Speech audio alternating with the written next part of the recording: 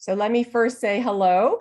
My name is Karen Anderson, and I want to thank everyone for joining us for the Knology Open Access Symposium towards a more knowledgeable world, open access research in MENA, in the Middle East and North Africa.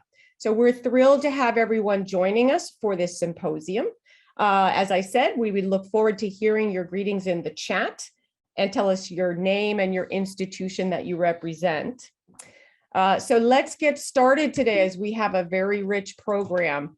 The first thing that I'd like to say is that we here at Knology, we are a global company dedicated to a more knowledgeable world. And we do that through, through three aspects: discover, develop, and disseminate. Our services and programs and products focus on these areas. So with Discover, we help institutions discover by providing content from the world's top publishing houses while enabling smooth and reliable access and discoverability through our technology platforms and services. We help you develop knowledge through the Training and Consulting Division by delivering bespoke training programs designed to foster high-performing knowledge societies. We also provide consulting services serving universities in their mission to become world-class universities by enhancing their research capabilities and supporting with rankings. And in our disseminate area, this is the last part of our business, which focuses on helping researchers to be published. And it is our publishing division that is sponsoring this open access symposium today. We support the research community through open access platform publishing of journals and conference proceedings and an additional publishing support services for individual authors. So that's a little bit about who we are, and I wanted to let you know. So today in our open access symposium, by the end, you're going to have a really good understanding of what open access is. You'll be able to describe examples of how universities, research institutions, libraries, and government institutions have leveraged open access in their institutions. And you'll understand how open access business models work and the practicalities of publishing journals and textbooks. And you'll also gain practical knowledge on how to leverage open access publishing to increase author visibility and impact, and how to access resources to learn more about open access to improve scholarly publishing as both an author and an institution. So thank you so much for joining us today. I wanted to let you know who we are. So there's Emily. You can see her video. She is my co-host today and the head of our publishing department here at Knology. I am the training and strategy expert, and I'm going to be your primary host for today, along with Emily. But we also have Dean with us. He's helping you in the chat if you have any technical questions. And Abby will, here's Dean waving, and Abby's here to help make sure that all your questions get passed to the presenters and speakers during our Q&A sessions. Before we get totally started, I wanted to just go over a few digital housekeeping notes. As you can see, many of us are very familiar with Zoom, but if you're not, just to remind you that your windows are movable, and we recommend that you get started by keeping the presentation full screen and the video on a side as smaller window. You also have access to the chat window, and that's where you can communicate, but the Q&A box is available for questions related to content. The survey that we will have at the end is going to be very important because it allows us to hear from you about how you enjoyed this symposium, what you want to learn more about, but most importantly, whether you want to keep updated on open access developments in the region. And just to let you know, if you want to raise your hand, that will let us know that we are talking too fast, which I have a tendency to do. So just a reminder, the greetings and technical issues in the chat, put them there. Dean will help you. We will also be putting special links as we go along. And if you have questions about content, you can please leave them in the Q&A box, and we will have Q&A sessions after each session collection of speakers. And I'm going to show you what our agenda is so that you can understand when those will happen. So what our agenda for today, we have a plenary session we're going to start with about what is open access. We'll have a session about research libraries there's about 3 or 4 speakers there, followed by some interactive experiences with you guys where you get to participate, and then have a discussion with the speakers. Session 2 is about publishing, the products and practicalities. Session 3 is about scholarly communication, primarily around research, communication, and impact, as well as additional resources. And we'll wrap up with some of our key takeaways for today. Now, I realize it's a long day, but we're looking forward. We have a really rich, robust program with fantastic speakers, and I think we're going to all learn a lot. We're going to have some great discussion, and hopefully we will also be having some fun too. I intend to have some fun today. So let's get started with our plenary session. And what I'd like to do is to invite Naresh Agarwal and Jeffrey Pomerantz to turn their videos on to say hello. So Naresh and Jeffrey are associate professors at the School of Library and Information Science at Simmons University in Boston. And in about 3 days, Naresh will be the president of the Association for Information Science and Technology.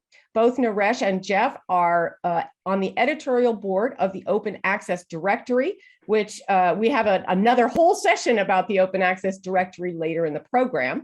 But Jeff and Naresh are going to talk specifically about, give us an overview of what is open access.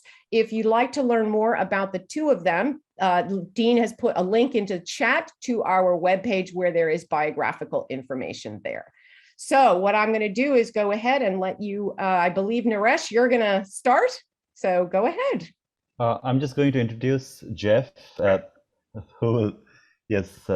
Jeff is our esteemed colleague, and he has had a long connection with Simmons, and he was in Simmons, and then he was outside, and then he came back to Simmons. But we were always connected through the Open Access Directory and through our common colleague, Robin Peake, who we'll be talking about later on. So over to you, Jeff. Thank you, Naresh. So will you take the slides? So I will ask you to forward. So thank you all for coming this morning. Well, morning for me, not morning for you, I suppose. And we wanted to start you out with some definitions, and I apologize if some of this is redundant, but we figured we would do a very broad brushstroke overview of open access and introduce you to some of the basic concepts. Next slide, please. This is a photo of our really very lovely campus in Boston, Simmons University. Next slide, please. So open access, there are many definitions of open access that have been put forward over the years, but probably the two most important, most influential are these two. The Budapest Open Access Initiative comes out of a conference back in 2002, when a number of scholars who were looking at scholarly publishing and the publishing process sat down in Budapest, obviously, and wrote out a declaration of open access with this definition in it. And I won't read it aloud to you, but the important points here are free and unrestricted online availability. So free and online, right? The digital publishing aspect is critical here. And the second important definition here is by Peter Suber, who you will be meeting later today.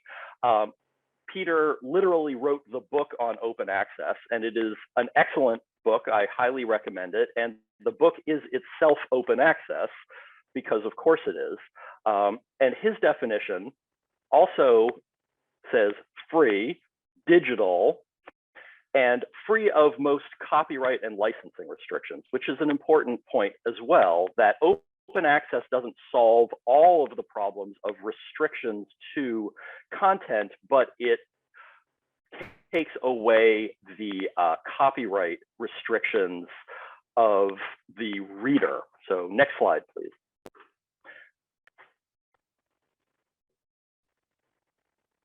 So this graph is a little busy. and I apologize for that, but what it shows is the rising cost of subscriptions in academic libraries, in ARL libraries, which are mostly US-based research university libraries. And that top red line shows that since 1998, the cost of serials of journal subscriptions in academic libraries has increased 166%.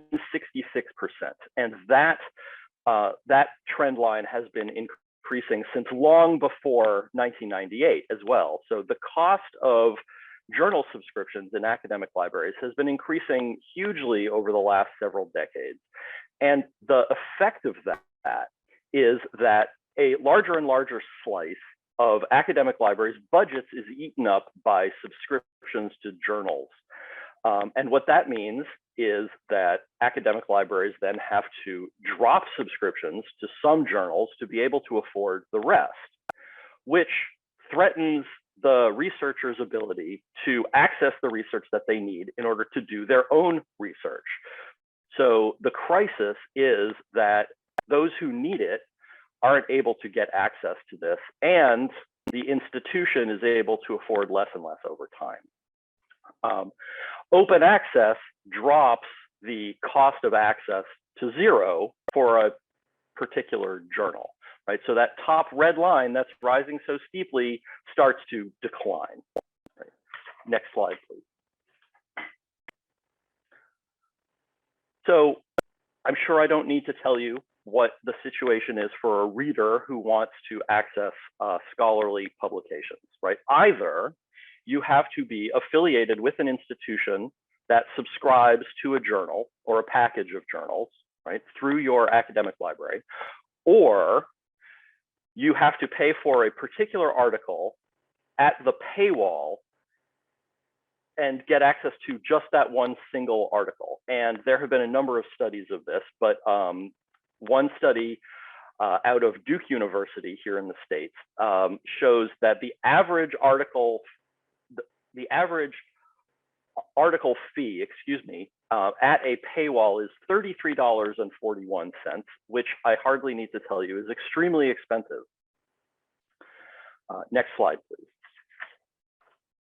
So there are more than two, but there are two major models of open access, and they are called green and gold, which is surprisingly poetic for talking about a business model. So green open access is possibly the simpler of the two, and what it's referred to as author self-archiving. What that means is that the author of an article has permission to post their own article themselves up on the web, perhaps under their own website, or in an institutional repository, and these are often run by the institution, and it's a place where, again, I probably don't need to tell you, institutional repository is a database where an institution makes public the publications produced by scholars at that particular institution. And it's relatively inexpensive for the author. It's just the time required to deposit your material in an institutional repository or put it up online. Now, gold open access is the publisher takes on the task and the work of putting articles up online under the journal's webpage. So it is, rather than the author, the publisher takes on all of that effort and makes articles available online. And there are some variations in this, hopefully without any kind of delay, although some journals do have a delay of a number of months between first publishing an article in print and putting it online. And that's a conversation that I believe you will be having later with some other speakers. Next slide, please. Now, again, I'm sure I hardly need to tell you what the traditional scholarly publishing process looks like, right? I, or you as a scholar, write an article, you submit the article to a journal, the editor sends it out for peer review, the reviewers review it, hopefully they give it the thumbs up and accept with no revisions. The journal editor accepts the article for publication, and then you, the author, sign a copyright agreement that signs most of your copyrights over to the publisher before that article is published. Then the article is published in a journal. Then your academic library and other academic libraries subscribe to that journal, often in batches of journals produced by that same publisher. Next slide, please. Now, what the open access publishing model changes about this is really very little, right? And this is an important point, that all of the review process and editorial process before publication potentially remains exactly the same under open access. What changes is that you, the author, do not sign away your copyrights to your writing. You retain all of those copyrights, and the publisher only claims the right to publish your piece, but not to claim other copyrights, just the right to publish it the one time.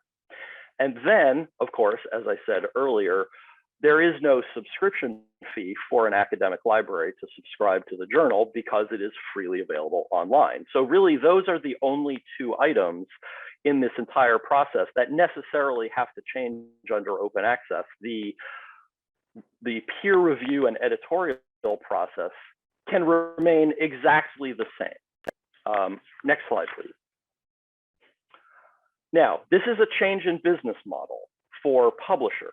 And if any of you in the audience know anything about the business of publishing, you know that it's a somewhat expensive business to be in with very thin margins, right? So publishing is a business, and it has to at least recoup its costs somewhere. So this table shows where the costs and expenses are in the traditional scholarly publishing model versus the open access business model. And the important points here are that, as I said earlier, it costs nothing for the user, for the reader, to access published open access articles because, again, they're freely available online. So the article itself doesn't become a source of revenue for the publisher. Instead, the article becomes a source of revenue for the publisher because the author often, not always, but often, pays to have it published in the journal in the first place, right? So open access is not free, it just moves the money around into different parts of the publishing process. And fundamentally, it is a change in business model. And the big change is that the income for the publisher moves from the subscription to the journal to the article up front. Next slide, please. The article, the charge for publishing is often called the article processing charge. And that is not universal. Not all open access journals charge an article processing charge, but many do. And some of the journals that do charge an article processing charge can be fairly expensive, which is a bit of a hindrance for some authors and some institutions, to be fair. Now, what you see sometimes is that scholars will write in article processing charges to grant proposals, for example, so they have a fund for that. What you also see sometimes is institutions, universities, developing a fund to pay for the article processing charges by faculty and researchers at that institution. And I believe that later today, Peter Suber and Nancy Pontica will talk about that specific solution to the article processing charge issue. So next slide, please. Now, I understand from the conference organizers that there is in this audience perhaps some concern about predatory journals. And so I wanted to address that right off the bat. And the niche that allows predatory journals to exist is the article processing charge, right? So suddenly, the article processing charge is a revenue stream, potential revenue stream. And so predatory journals will accept a article and an article processing charge and publish it. And the thing about predatory journals is that they will publish basically anything. There is no peer review process, very little, if any, editorial process, right? So these are low quality journals, right? The important distinction here is that the open access publishing model, as I said, can have all of the same peer review and editorial process as traditional scholarly publishing, right? So this is a quality distinction between two types of publishing that on the surface look similar, but if you look beneath the hood, is the metaphor in the States anyway, the differences are in the quality control metrics and the review process. So this is an important distinction to keep in mind. It puts a little bit more of the burden on the author to take a look at what kind of journal they're submitting their work to, but in the end, it's pretty clear which type of journal is which. Next slide, please.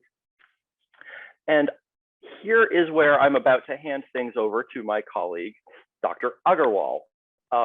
He's going to show you a couple of these resources, which are really excellent. And I believe Dean will put these links into the chat. In particular, the Directory of Open Access Journals, which is a list of open access journals. There is a very high bar. The DOAJ has very strict criteria for entry into that directory. So what that list is a set of high quality, peer reviewed open access journals. And so there are a number of ways of identifying high quality open access journals out there in the world. And this is the point at which I hand things off to Naresh, because he will show you some of those resources and how to use them. So thank you very much, and over to you. Thank you, Jeff. Hi, everyone. It's early morning in Boston. So good morning to people over here. And I know that many of you are in Middle East and North Africa. So good afternoon to you. And also namaste and salam and assalamu alaikum. So hope you all are doing well. So so thank you, Jeff, for this wonderful introduction to open access. So as we can see that open access is really important, primarily because the access for which we need to have as users to have to high quality research, that is often behind the paid walls. And open access provides a way out for people to then go out there and put their work out there, especially as the end user can get access to it. And also it leads to increased citations, because once things are easily available, researchers citing them, especially people in developing countries, can have easy access to that research. So it helps research, it helps the end user. And there was a question that came about as in the Q&A that I saw as to how do you identify whether a journal is predatory or not, right? So I'm going to share my screen now. So what you can do is, so the point which Jeff mentioned is that if a journal is not in the directory of open access journals, which is doaj.org, that means then it has not been vetted. So if it is in this directory, pretty much now I think it would not be a predatory journal. So that's one way for you to check whether the journal that you're sending to is a legitimate journal or not. So that's a directory, and you can find like a whole long list of journals. And like as of now, like there are 17,000 journals in this, and lots of more than 6.6 million article records, and in 80 languages and with many different countries represented. So you have this entire list of journals, and you can search by different fields and different publishers and so on. So if I just search, for instance, for Library of Science as one field, and this is the first time I'm doing the search, but it should show you a listing of various kinds of journals in this area. You search for again computer science. You should get a listing of journals here again. So again, 43 pages of many of those journals are similar. Some might be in multiple fields. We can search for journals in the arts and humanities.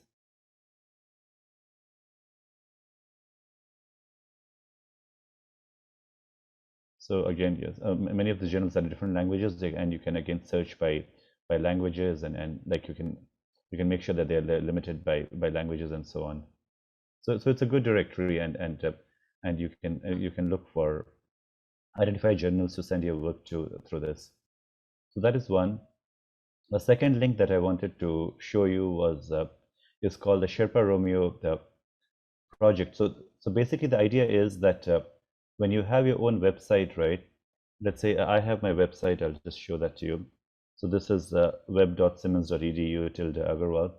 So in my website, I have created like a research page, and in my research page, I have tried to put in all the links to all the papers that I have published. So I updated this in February this year. So I'm just going to put the link in the chat as well. Okay. So the idea here is that you put in all your articles, but how do you decide that which version of your article can you put in? Can you put in the publisher version, or can you put in only the author version? So it's not clear. So in order to make your articles openly accessible, right, a lot of them allow you to put it in your personal repositories, or in the repositories of your colleges and universities called the institutional repository, and that is where you can go to Sherpa Romeo and you can check. So for instance, if I check for the journal of the Association for Information Science and Technology,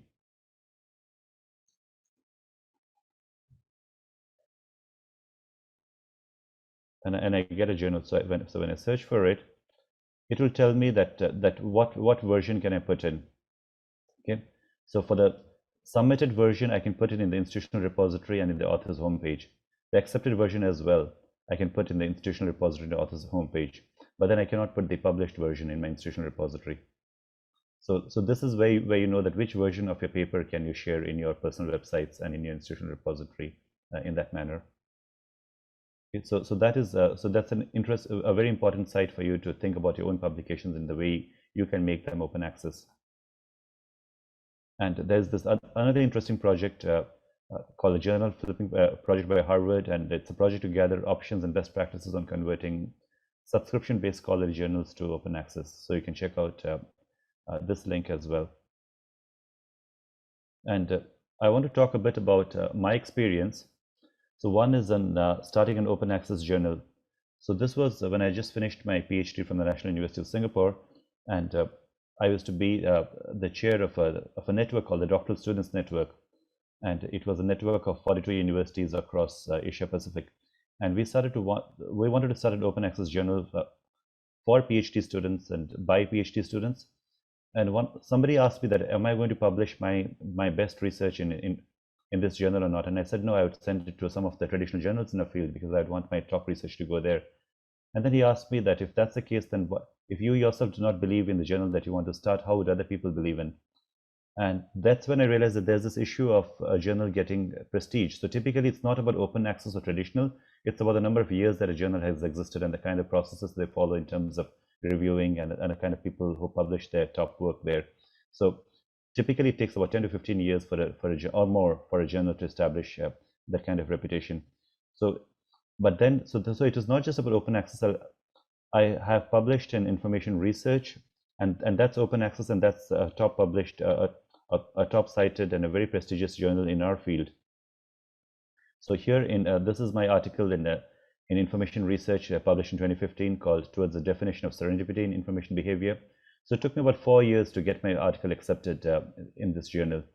And so it's open access, and when we look for And this article, again, I'll put the link out there in the chat. So when we go and look at the Google Scholar citation, it's been cited by 78 people. So it does get good citations. And recently I had another article accepted in this journal called Integrating Models and Integrated Models Towards a Unified Model of Information Seeking Behavior. And this article actually took me around 15 years to get published, because I started that as when I was a PhD student in Singapore. That's when it got accepted. So that's when I started, and after lots of reviews and revisions and all that, and there was a 15-year struggle in getting it published. And that again is going into information research. So it's not that you cannot publish your top research in open access journals. You can. You just have to find the right open access journal, and an open access journal can again establish the same reputation that good traditional journals have by following a rigorous process in terms of reviews and getting back to people. And this is another. I'll just let you know, you just got a few minutes left. Yes, I'm watching my time. Yeah, thank you. So, and this is an article called "The 50 Shades of Open," which Jeff and Robin Peake they had written, and that's a very interesting article, and I'd encourage all of you to read this. And in this article, there's a 50 Shades of Open. It talks about open access, and it talks about open source. It talks about different kinds of openness, what it means, and so I think it's a very interesting and important article to read. So, and again, I'll share the link for this one. And so that was a brief introduction to what is open access. I did want to talk about some of my books that are there. This book on context came out in 2018. This is an Exploring Context in Information Behavior, and was published by Morgan and Claypool. But right now, just as of October 2021, I just have a book come out called "You Know the Glory, Not the Story: 25 Journeys Towards Ikigai," which means a reason for being. It's come out in 2 versions. The white one here is international, and the gray one is just for South Asia. So this is the link for the book, for the article. It's a story of 25 people who went from India to Singapore to study engineering, and then went on to find the reasons for being, or the life purpose in different fields, from being a professor, or being in research, being in technology, or being a dancer, writer, even a monk, and also, so it's like interesting life stories for that. So I'll put this link in your chat as well.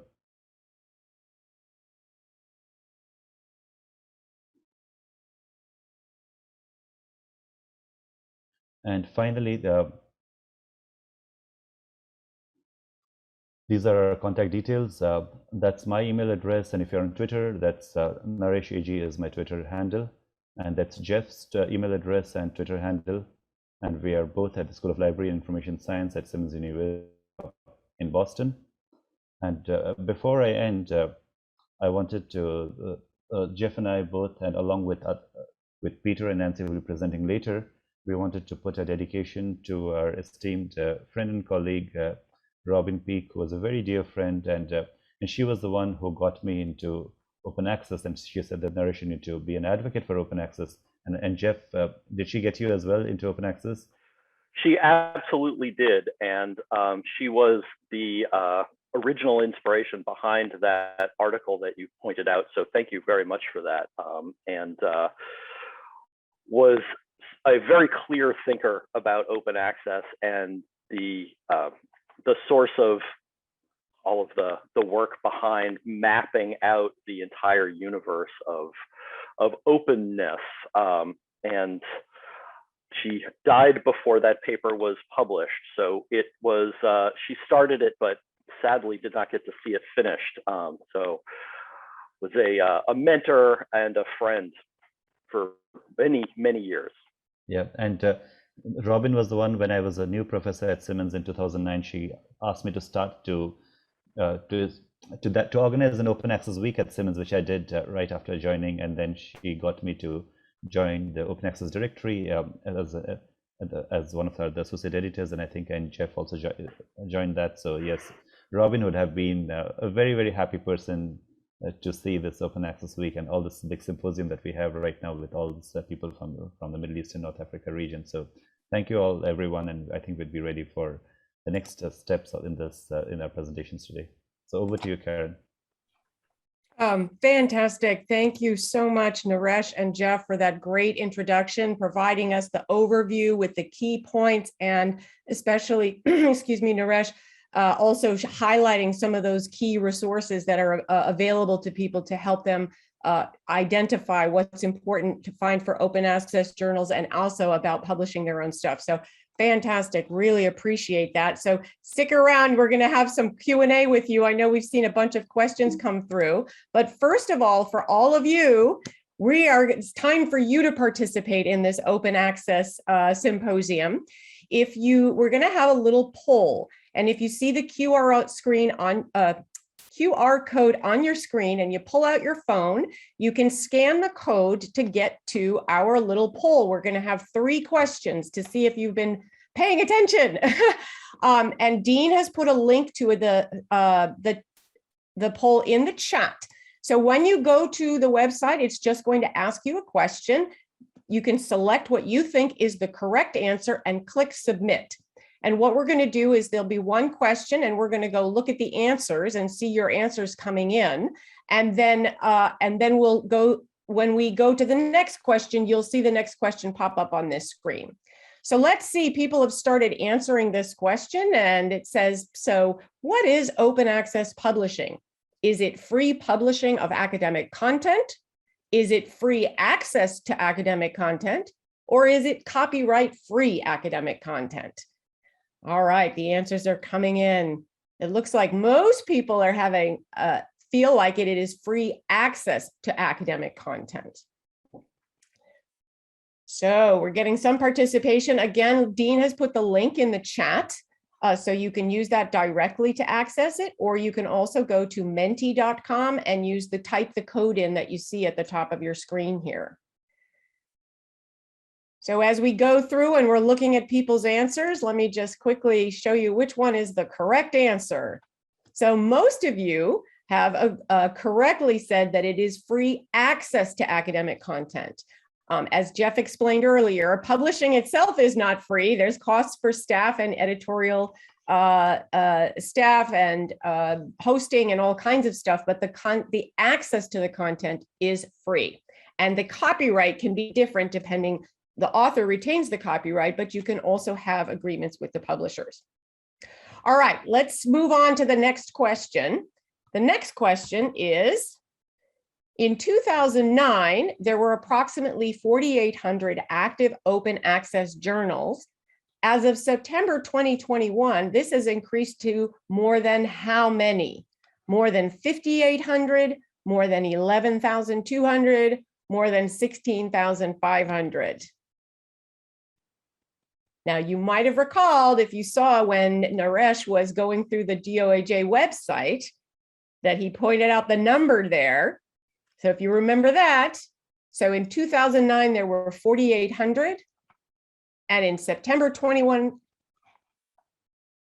let's see what it is. I'm going to show you the correct answer is over 16,500. Naresh, I think when you just pointed to it today, it said 17,000 something, yeah? Yes, over 17,000. So, fantastic, we're over that. So you know what that means, that people were paying attention to the presentation. So excellent.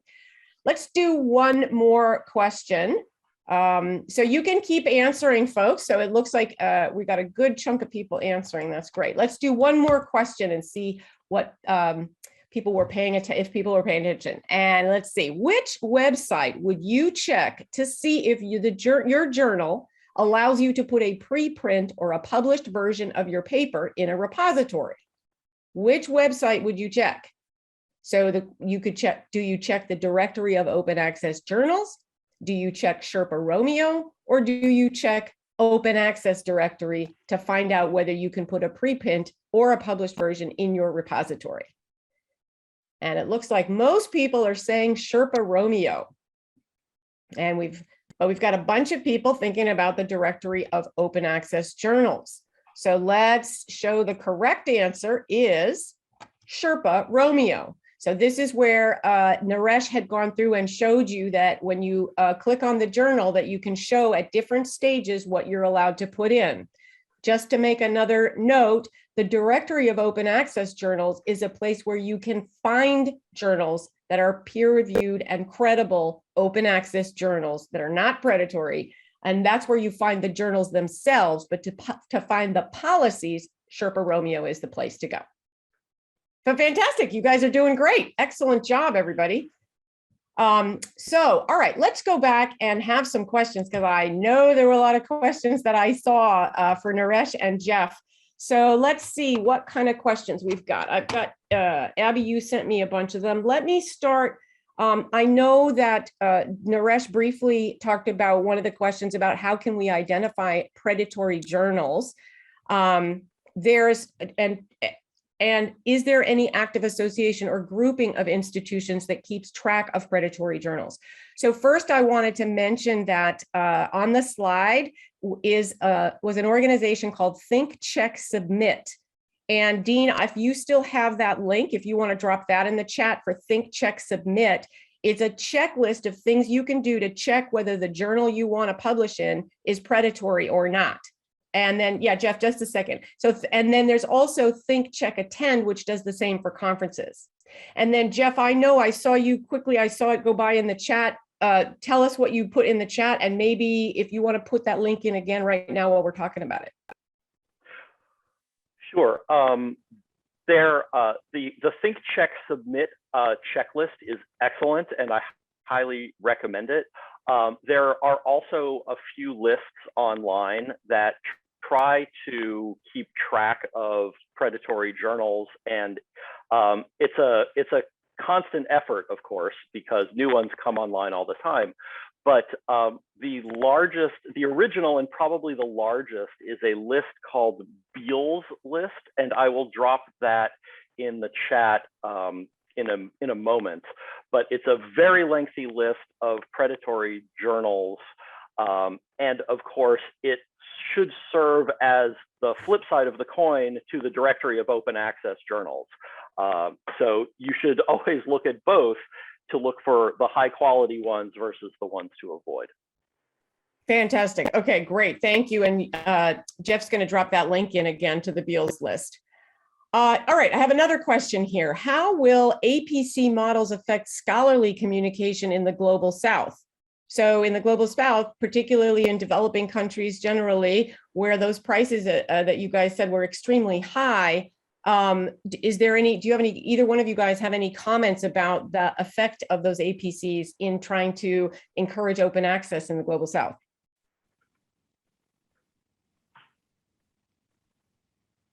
Naresh, Jeff, one of you guys want to jump in there? Can you repeat the question, please? How will these APC models affect scholarly communication in the Global South? So the APCs, that's the way to make. No, what is the Global South? What do you mean by Global South? So I'd say developing countries. I think the question was basically, if open access is great for people to access the articles, but if authors have to pay those huge prices in the developing world where those prices are even more expensive, they're expensive in the global north, west, or weird countries, or whatever you want to call them, they're expensive for us. What is the effect on that? Does it have an inhibiting effect on the spread of open access in developing countries? Yes, so I think I can answer that. So initially, when I became an advocate for open access, right, I wanted to be, so firstly, the people who write the articles, they're not paid for this research. You sign off that copyright for free to journals, and of course you get promotion and tenure or other kinds of benefits, but you don't get paid for your research. But the end user is paid, like end user has to pay $33 on average, which Jeff said, and around $40 or something. So, but later on, not only when I became an advocate for open access, and then I saw that now that not that you're not paid for your research, now you have to pay instead to have your research published, which was obnoxious. So which was the very opposite of what I was fighting for in a way. So I think this is what this question is harping at, in terms of how do people in developing countries pay these huge article processing charges, right? And I think that is where, and that's a barrier, that's a huge barrier. So I think what you see is that a lot of the journals will tell you that, okay, they have this article processing charge, but they are elevating this charge for whatever time period, 6 months, like, or for a limited period and all that. So that's one way to do that. And also sometimes you might have research grants or some funding agencies which might be able to provide you support in order to be able to publish there. So yes, and I think that's one reason why you might still go for traditional publishing when you might have open access options, especially if there's this huge charge associated. But I also noticed that many open access journals and some good ones have an article processing charge which is very reasonable. So something to the tune of like it would be, let's say in terms of US dollars, like say $20 or something. And that's a very low charge, but some of them will have $100 or some have like $300,000. So I think if it is something affordable, which I've seen in certain open access journals, then you might not mind paying it as a way of supporting that journal if it's something within your budget. And Jeff, you want to add something to it? Yeah, there's only one other thing that I would add to that, which is that some open access journals, even ones with fairly high article processing charges, have what the term in the States is needs tested, right? So if you are from an institution that, let me say this differently, the publisher will look at the budget of the institution with which you're affiliated. And for institutions that don't have the budgets to be paying the article processing charges, they will scale down the article processing charges for researchers at those institutions. And you just have to look in the for the author information on the journal's websites to find this information out. So this says to me, Jeff, just to follow up a little bit, you were talking a little bit about how some institutions have funds for article processing charges on a faculty basis or a department basis. And so this is where I would expect that one of the things that we want to do today is to encourage the scholars who are here to go to your institution, to your research offices and say, hey, look, can we develop a policy and a fund to help us with that? Yeah. Yeah. Yes, exactly. This is the sort of thing that faculty senates or whatever the equivalent group at your institution should absolutely be lobbying for. And often these funds are administered through the library, which of course makes sense. But the idea is that the institution pitches in to a fund that an author who is going to publish an article can apply for funds to cover the article processing charge. But it's the institution ultimately that pays that article processing charge, not you, the author. And also another thing that I mentioned is sometimes you can write a article processing charge fee into a grant proposal so that your grant funding agency will cover, you can specify 1, 2, 3 articles worth of article processing charge. And if you know in advance where you want to publish out of this particular research, then you can estimate how much that's going to cost. Great, excellent ideas, good. All right, I want to move on to a different question. It says, how do we know the indexing of open access journals, whether it is Scopus or Web of Science, et cetera? Is the indexing easily identifiable from any open access website? I think the people will tell them that different journals will mention. So if they're indexed by Scopus, they will mention that on their website. If they're not indexed, there would not be any mention, because these identifiers are like big deals for different journals. So they make sure to highlight them whenever they have them. So if you don't see it, if your institution requires indexing by Scopus, then you will be able to see that in that article, in the website of that particular journal. So I'd like to go ahead, Jeff. No, sorry to interrupt you, Colin.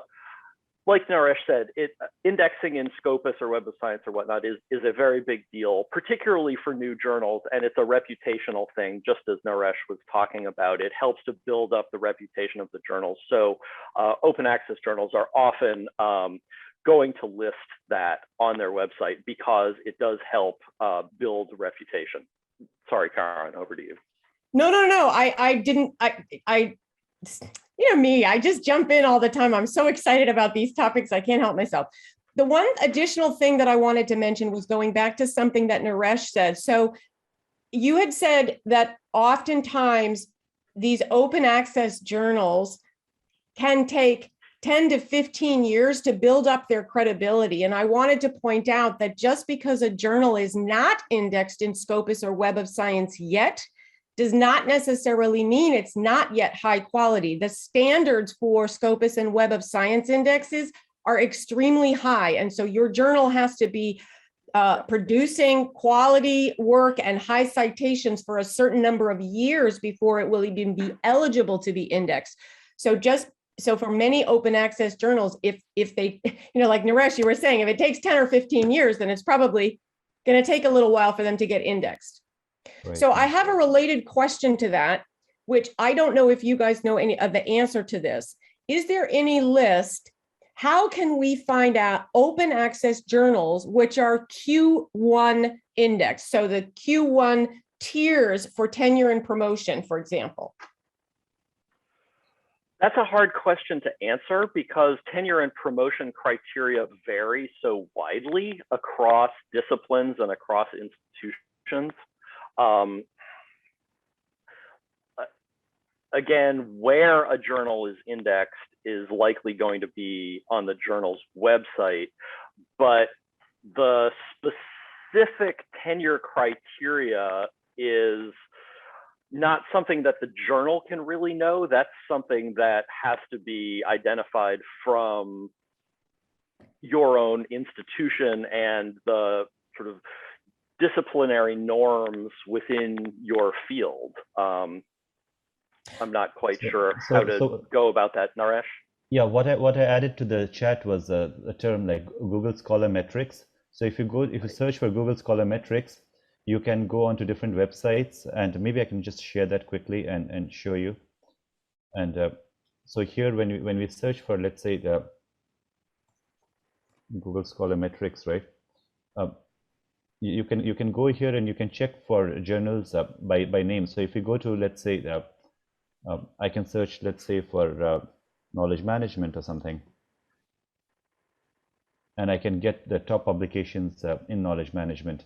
And now this does not make a distinction between open access or not, but it will tell you which are the top journals in that field. And this list is it changes rapidly, so it may not remain stable from one month to the next. But then from each one, from this list that you get, then you can check which of these are open access or not. And maybe it might be possible that there might be very few open access journals over here. But I think one of our, the quest should be from people in this group is to have more and more open access journals in a list like this, so that we are able to establish the prestige of open access over time. Great, thank you so much. And I know in the region of many of our participants today, the Q1, Q2, the levels of journals are classified, and that becomes a very standardized way of determining whether you've published in a Q1 level or a Q2 level, and that affects it. So one of the things I'll just ask an add-on question is if you guys have had any experience with or recommendations for how scholars can approach the committees that establish these criteria and make arguments for open access journals. Have you had any experience with that? I would say one thing is that like all the participants today, right? We need to be advocates for open access, which means that by default, it's convenient not to go with open access, just to keep paying the traditional publishers. So then we need to go back to these people who set these listings of Q1, Q2 in our own universities and tell them that we need to deliberately make sure that open access journals are there in these lists, and that we provide incentives for not just publishing in Q1, but we provide incentives for publishing in open access journals. So we can say that, okay, these many articles that you publish in a year maybe or in a few years should be in Q1 or Q2, but there can also be an incentive saying that at least 1 or 2 articles from this must be open access. So when you do that, right, by default, we incentivize open access. So I think that's why we need to go back to universities and tell them that we need to do that. And as Jeff mentioned earlier, if you are in the faculty senate, if you are a leader or a senior professor in your university, go back and tell the people who set the budget that provide a budget for open access so that your universities can set aside money for people to pay article processing charges. Absolutely. Great. Excellent. And that's what we're hoping today's session will do, is get everybody excited and be an advocate and let people know that it's not that their institutions are against it. It's that they may not just simply know how to do it, and they need somebody in the community to be saying, hey, this is something that is important to us.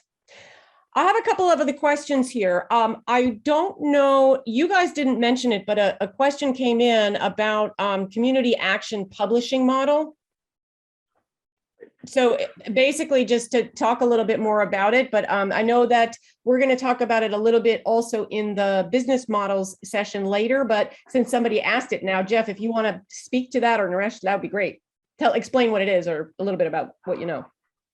So I know only a very little about it. I've read about it. I have not published under this model, but my understanding is that it's a combination of sliding scale article processing fees, basically that needs the means tested model that I was talking about earlier, where institutions that have larger budgets will pay a slightly higher article processing fee than researchers at institutions with smaller budgets, combined with a membership model where institutions that have researchers that publish in a journal, the institution pays a small annual fee to keep the journal going. It's like a membership in any other professional organization. So it's a way of combining two funding models for the publisher into support for a journal. Great. Thank you so much. I also wanted to ask, we've got another question here about green and gold open access. I've heard about diamond and platinum. What are those? Naresh, you want to? No, I'm not. I've not heard of those. So maybe the green and gold is the one that is traditionally used. Yeah. Right. Lauren, if I could just jump in there. Yeah, please. We are a diamond platinum publisher, so it's basically that we don't charge the authors either. Someone will pay, as you said in your brilliant chart, there is income. Income obviously has to come from somewhere because our services are services. We're not a charity.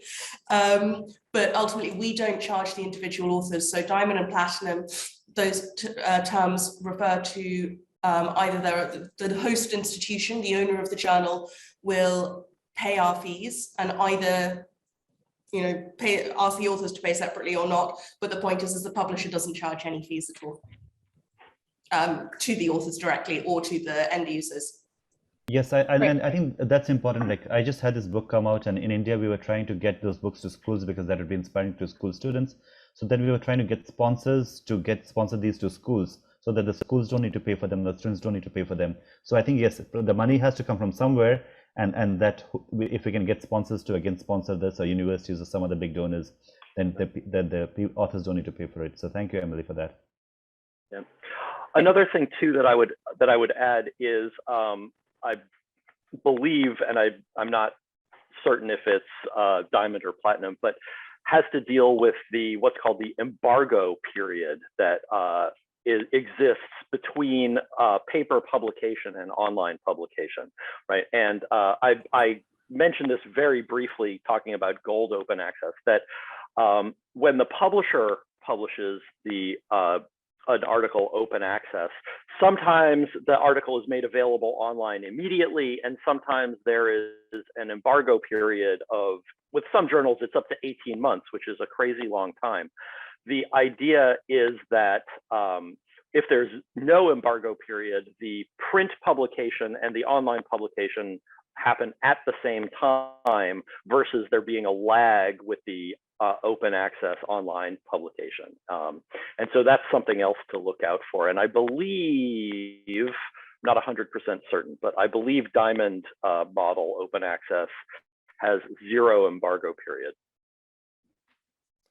Right, and that sounds correct to me, to my estimation as well. So I have just one more. Well, I have another question about the length of time that it takes to get published. Why is it too long to get the work published? And does the time to publication reflect the real quality of the journal? So a lot of times we've heard that open access you can have in MoneyApp open access journals a faster publication time. But so the real question is that a function of open access, or is the publication time a function of something else? So excuse me for bragging a little bit, but I just had a book proposal accepted, which I'm very excited about. But in speaking to my editor, thank you. In speaking to my editor,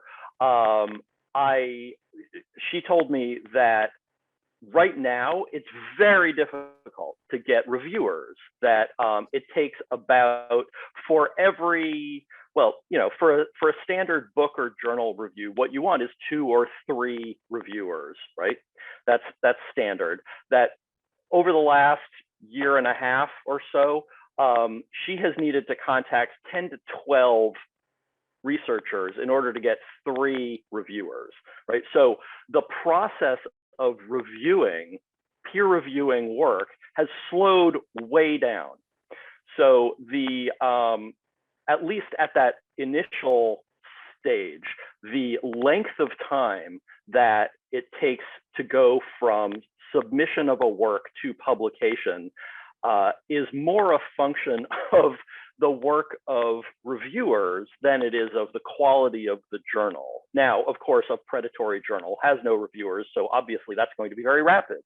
However, just because something is slow doesn't mean it's high quality, right? There are many excellent open access journals that promise a 2-month turnaround time or whatnot. How they manage to do that, I do not know. Their editors must work wonders. Excellent response. Oh, sorry, go ahead, Naresh. Yes, I just wanted to add to Jeff. So in the past, I would say yes to almost every reviewing request. Now I try to say no as far as I can, and I say yes only when I cannot refuse. And that's because I'm so strapped of time. But that goes on to show how difficult it is to get reviewers. And I was I was a guest editor for a journal, Learning. I think it was Learning Sciences, and in that we had a very tough time finding reviewers for articles, and we would get, I think it was usually like 1 or 2 yeses for every 10 requests we sent out. And I can second that, or third that, I guess. As an associate editor of Library and Information Science Research, we actually published our own editorial from June and I in our recent issue saying, where have all the reviewers gone? So yes, that's definitely a challenge. And so it's more important to actually, for equality, go to Thick Check Submit, really look at all of the things on the checklist, evaluate the editorial board, their publishing policies is the best way to determine the quality of a journal. And I think, Karen, one more point to that. I think in the future, we might have to start paying the reviewers for reviewing. We might have to, yeah. And I'm not really sure what all the reasons are for why it's so much harder now to find reviewers. But yeah, that's actually a really interesting point. Look, we have just 2 minutes left. I'm going to ask you a really huge question, and I'm going to ask you to answer it very briefly, which is, what is the key things you think would help make the open access movement more successful? Jeff, you want to say that? Naresh, go ahead. You start, Naresh. You get 2 sentences. I would say make more and more open access advocates. The more advocates we create, the more successful we'll be. Excellent. For me, I think one of the most important things is for institutions to create article processing charge funds for researchers at those institutions. We've said this before, but I think that's a absolutely key component here, because as you know, you are going to want to publish things that you may not have grant funding behind them.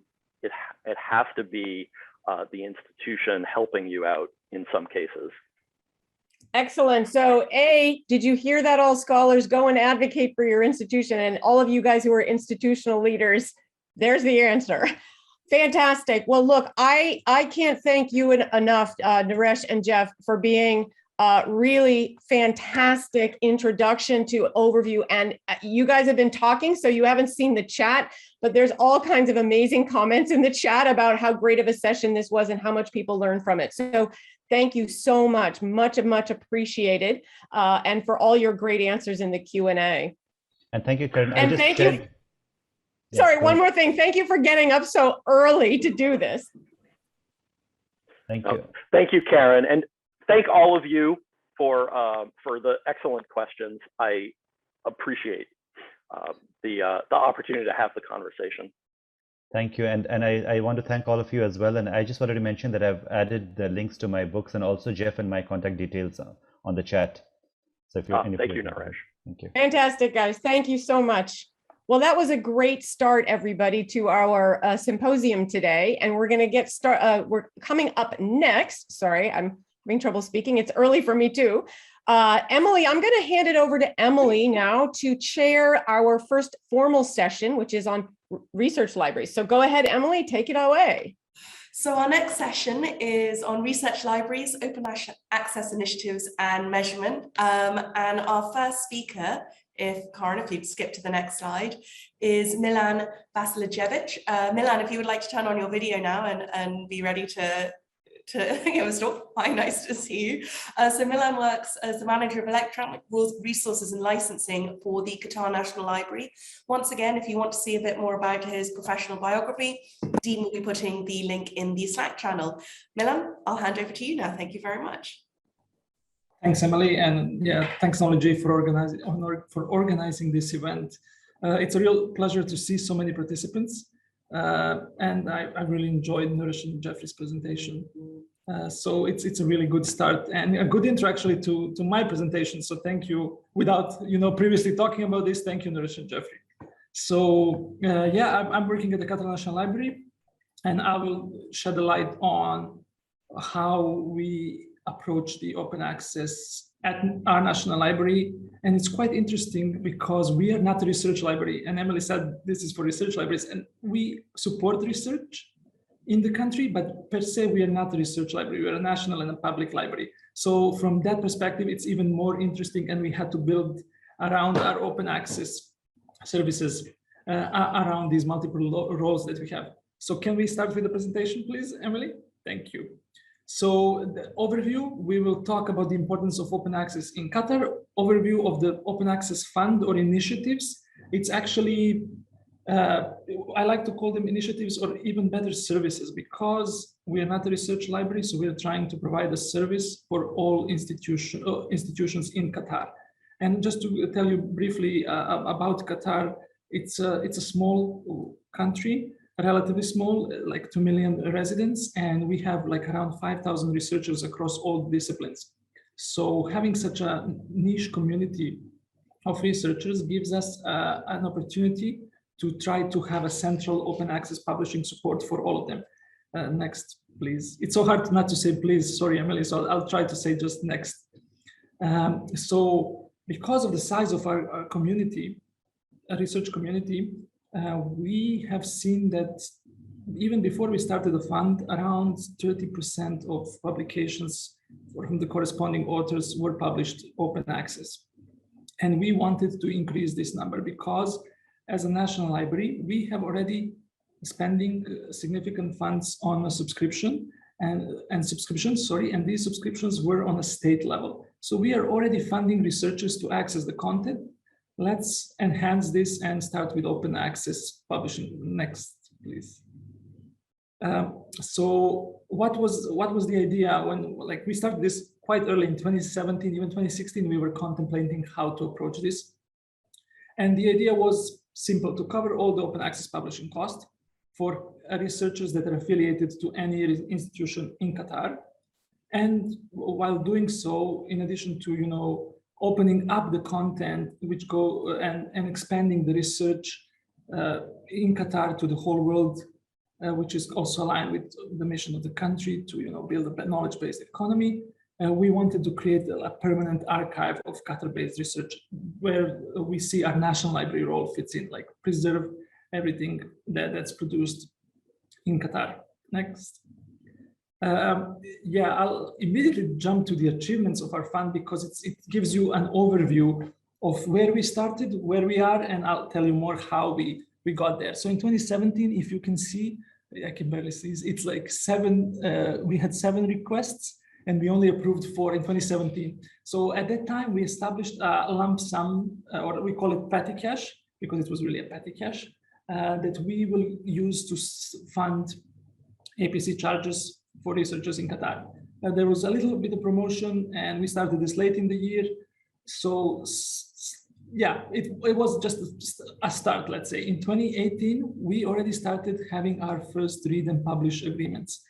Just briefly, for those of you who are not familiar, read and publish agreements are agreements that are combining subscription and open access publishing cost under one agreement and allow researchers or affiliates from the institution. In our case, those are not affiliates. So those, for us, it's more complicated because we don't have researchers in our institution. So we are trying to cover this publishing on a state level to publish open access in addition to reading access to the content.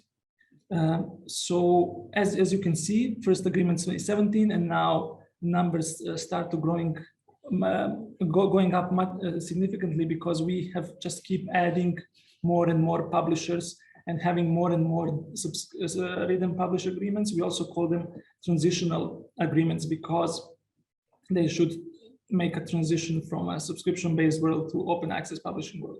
So you see the numbers on the slide. We can go to the next one. So how we are funding researchers. So there is some eligibility criteria. Author has to be the corresponding author of a paper, and like people will ask why corresponding. Publisher systems are not geared to creating revenue from APCs. So it is quite a challenge, especially it was during those early days, for publishers to identify who's paying for the article. So to avoid double payments, which was not uncommon for different institutions paying for the open access fee for the same article, it's like a global standard to fund only the corresponding authors. They have to be affiliated to a Qatar institution, and they should have exhausted all the other funding sources. That's one of our criteria. We say, okay, if you have got the money through the grant, if the publication costs are covered in your research grant, then you should use this money. We want to create a fund that will help authors who don't have access to these grants. Next. Yeah. And we are doing this funding of APCs through two main ways. We call them like a publishing route through publisher submission or publication process. And we have a Q&L application route, which is submitting an open access application to the library. I'll talk in more details in a few slides about these two routes. Next, please, Emily. So publisher route is easier for author. Authentication is faster, approval is faster, we don't do any invoices. This publishing route is for all read and publish agreements. If the publishers are capable to set up these checkpoints in place, let's say authentication, or if they can recognize by the IP ranges the submission, then for author, this is a smooth sail, pleasant experience, because they submit the article after the acceptance, they got a notification, or during the submission process, again, depends on the publisher's platform and how they're set up.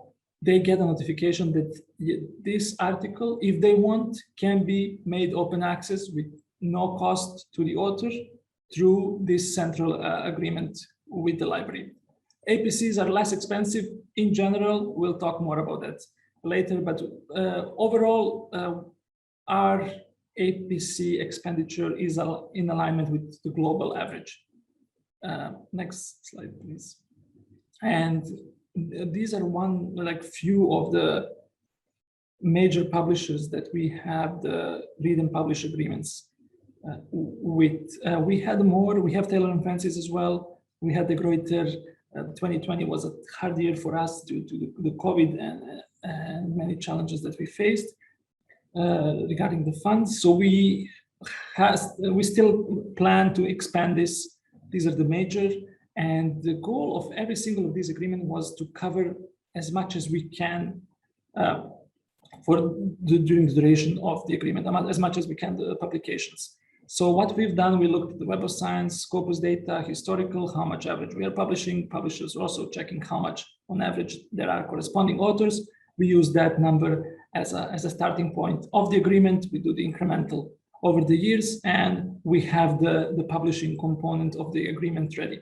So we are now finalizing our third year with Springer Nature. We are starting the third year with Elsevier in January. We're starting our third year with Wiley in May, and we are finishing our second year with IEEE. First year was a bit challenging with Springer and Elsevier, but in the second year, researchers have picked up, and we have hit the numbers and we went the above. And of course, we also have mechanisms to see how we can cover if we go above the agreed amount of articles. Next one, please. So how these approvals from our end, because Open Access Fund is a service in a national library. So we have built a team that is dedicated only to support researchers with the open access publishing. And how the authors are identified, how they're verified, and how they're approved is a part of collaboration between our team and the publisher. So authentication of authors is usually by the affiliation, email, and IP address, as you can see.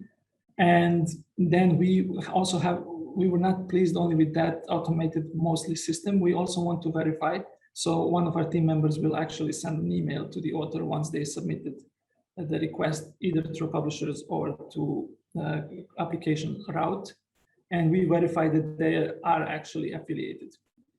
And then the approval. It's important to say on this slide that we are not evaluating the paper itself, right? So we have our set of criteria that, especially for the QNL application route, that we have to check the journal meets, like it's whitelisted, like DOAJ.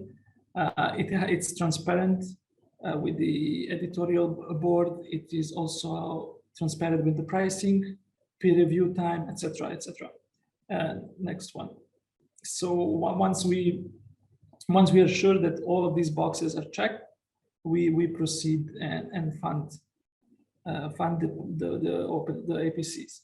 So for the QNL route, as I said, publisher would fill in the form stating the name of the article, because this application route, sorry, I forgot to mention, its main goal is to cover fully open access publishers. I mean, it's only for open access publishers. We don't support hybrid publishing through the application route, while in the read and publish agreements, we have a mix of hybrid and fully open access. So because it's fully open access journals, we also have central agreements with fully open access publishers. Majority of them, the bigger ones, we have central agreements where we deposit an amount and it falls in this automated system of dashboard where we go and check. But for those that are outside of these automated systems, we have an option for author to fill in the form, send us the name of the article and journal. Of course, all of this is online. There's no paper involved. No tree was harmed during this process. And then we review. What we are reviewing, as I said, is the journal eligibility. And then we approve. And of course, we process the payment to this publisher. Of course, having this centralized reduces the cost significantly on the state level, because every single research institution, and you may remember from the previous slides, there are around 45 institutions that we have supported, would have to have a procurement and finance team who would spend their time equals money, to support their APC, to process their APC charges. And by having this central fund, we are actually making significant untangible cost savings on a state level. And next one, please. And as I said, we have a limit. We've been increasing this limit as we know inflation, and you have seen how much numbers of open access journals are growing in the last years. Also, APC costs are going higher, so we have a cap of $3,000 now for APC costs. I believe half a year ago or even a year ago it was $2,000. And yeah, because we are communicating with publishers, we are encouraging authors to approach us to establish this as a service, so we don't accept any kind of reimbursement to authors. We have to pay directly to the publishers. It is a lengthy process and our least preferred option, but it's still an option for researchers or for those journals and for those journals that are not covered with the central agreements or open access publishing agreements to get payment for APC and for authors basically to publish in those journals, because our goal is to expand as much as we can the offer for researchers. We don't want to have few central agreements here and there. We want to include every single journal our researchers are publishing and to try to support the APC's cost for our researchers for that particular journal. Next, please. I would like to share with you some data on the fund, and I will be happy to discuss this in more detail during the Q&A session. So next, please. So you've seen the number of requests. It is growing significantly. Those are approved requests. That means those that we have ended up funding. These bar charts include read and publish agreements and both routes, QNL and the publisher's route.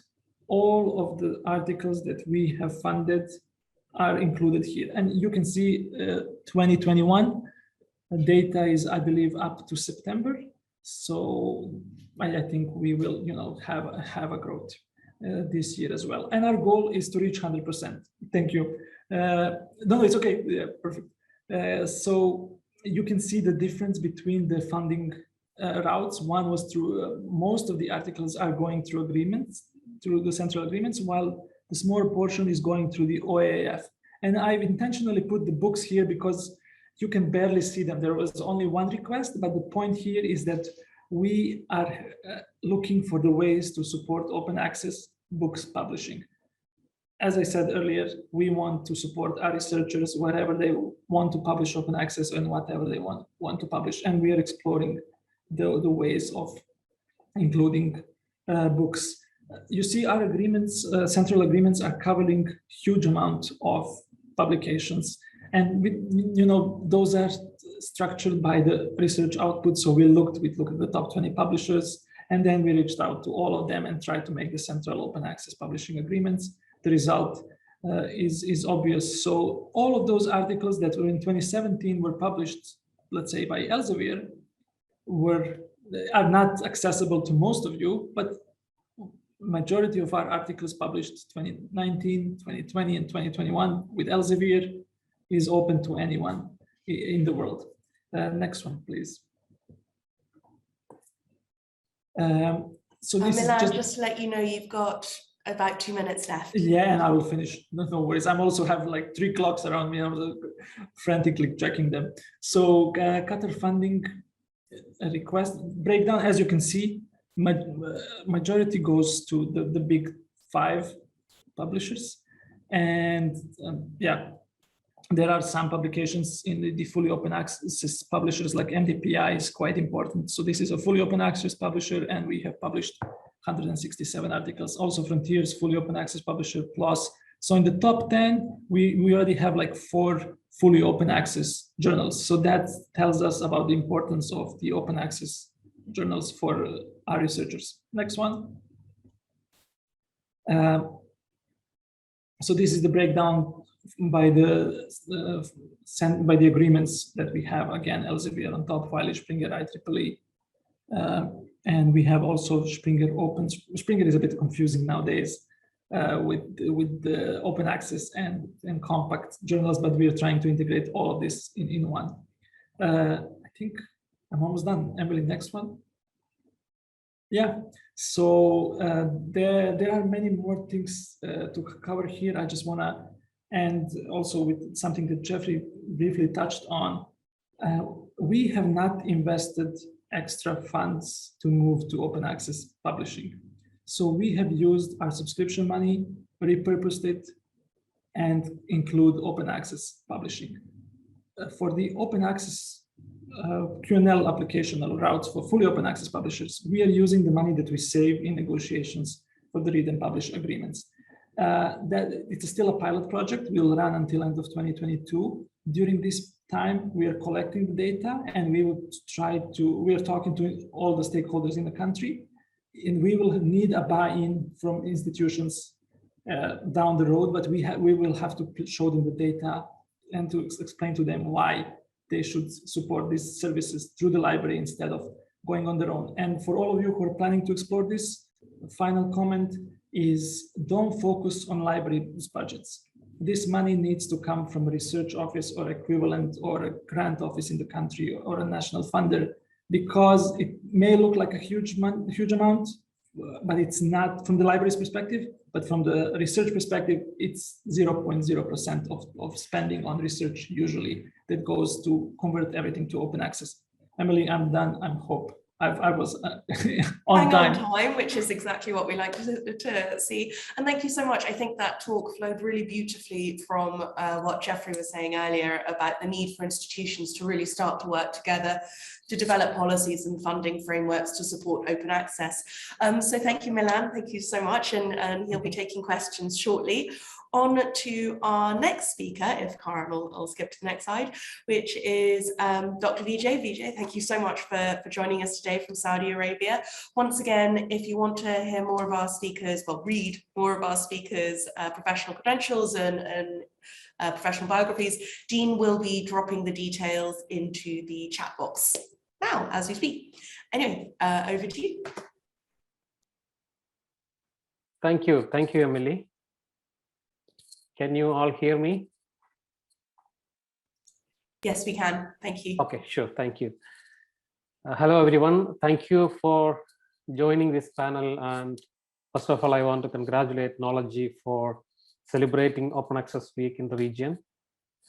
Through my presentation, I will put forward some useful strategies for individual organizations in reaching 100% open access, and also supporting the open science movement. You already heard an excellent national level perspective from Milan, from Qatar National Library, and I will be focusing more on institutional level approaches. Some of them are based on my previous experience from KAUST as the ex-library director. And in the first part, I will address open access strategies and later move to open science or open research aspects. Can I go to the next slide, please? Okay, so with open access, we talk a lot about versions of scientific records and which ones can be shared and deposited for open access. Jeff and Naresh have given a wonderful explanation. Let me show you in a visualized way. A preprint or the submitted version is the version that before it has undergone a peer review. Though the content of this version may go through changes as a result of peer review, its deposition in preprint servers is growing drastically. As you all know, during the COVID pandemic, preprint servers became the major outlet for scholarly communication, as the existing publishing system was not enough to support the speedy and free flow of research information. Accepted author manuscript, AAM, sometimes known as postprint, that is accepted for publication after the peer review, but before any copy editing or formatting has been applied by the publisher. Most publishers do allow to deposit this version in institutional and other repositories, maybe after an embargo period. Finally, the published version or the version of record that has been published in a journal, either in print, I don't know, a print journal exists for our library, we don't subscribe to print journals, or online. Due to the publisher's copyright transfer restrictions, the publisher will restrict authors from depositing this version to a repository or sharing, and can only be available through a subscription or a paid open access. Can you have a few clicks? Thank you. Typically, a researcher can have and actions in all these three versions. They can deposit their preprint to a preprint server such as Archive or bioRxiv. There are many disciplinary preprint servers. Accepted author manuscripts can be deposited to a repository subjected to publisher embargo. We call it as green open access. And they may also pay to the publisher by themselves or through their parent organization or through some of the models which Milan was mentioning to publish their article open access. We call it gold open access. So I want to emphasize that any organization can strategically support all these OA actions. You can spend a smaller portion of your budget to financially support global OA infrastructures like preprint servers. You can also strengthen your institutional repository by adopting an institutional OA mandate or OA policy and providing all possible value-added services to enhance the comprehensiveness of your collection and also increasing the visibility of the submitted research. Then to avoid double dipping, you can negotiate transformative deals or institutional agreements for hybrid journals with a combination of subscription and publishing rights to your institution. You must find ways to convert your subscription spend to publishing spend. Let me tell you, this is a new role for institutions and libraries. It's a new service, new data, new procedures, new workflow. But I see it as a transformation to our work in supporting scholarly communication and research. And Milan has explained very well what he has been doing or what his team has been doing in Qatar. So I'm not going to explain that. Can I go to the next slide, please? So let me explain what I just said in the framework of Plan. Yes, I'm sure many of you have heard about it. If we aim to achieve 100% open access according to your institution or national circumstances, you can adopt a combination of 3 different routes. So the route 1, I will talk about route 2, which is my preferred route, green route. As I explained in the previous slide, you must strengthen your institutional repository, then provide the visibility to your work. Then route 1 is the gold route, where institutions can negotiate institutional publishing agreements to reduce spending or establish other funds, what's similar to what Milan was mentioning, and manage the payments at the institutional level to save the time of the researchers. In route 3, to avoid double dipping in the hybrid model, you can negotiate transformative deals or institutional agreements with a combination of subscription and publishing rights to your institution.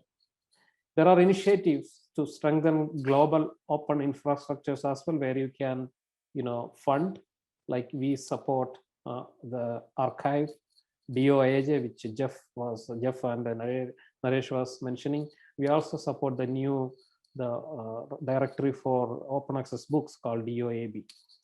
Next slide, please.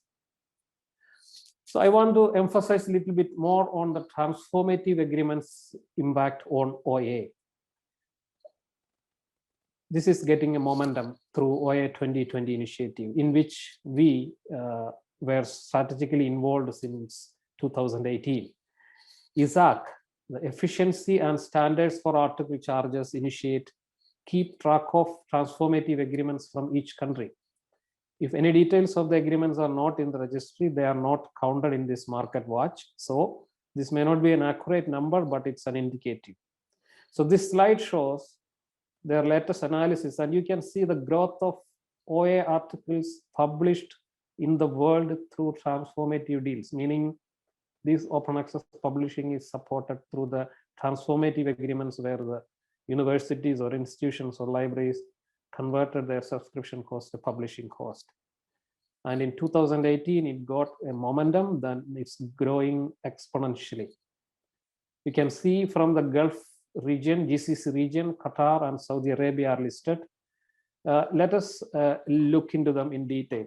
But before that, I just want to share the link for this registry on the chat box, so you can have a look at later.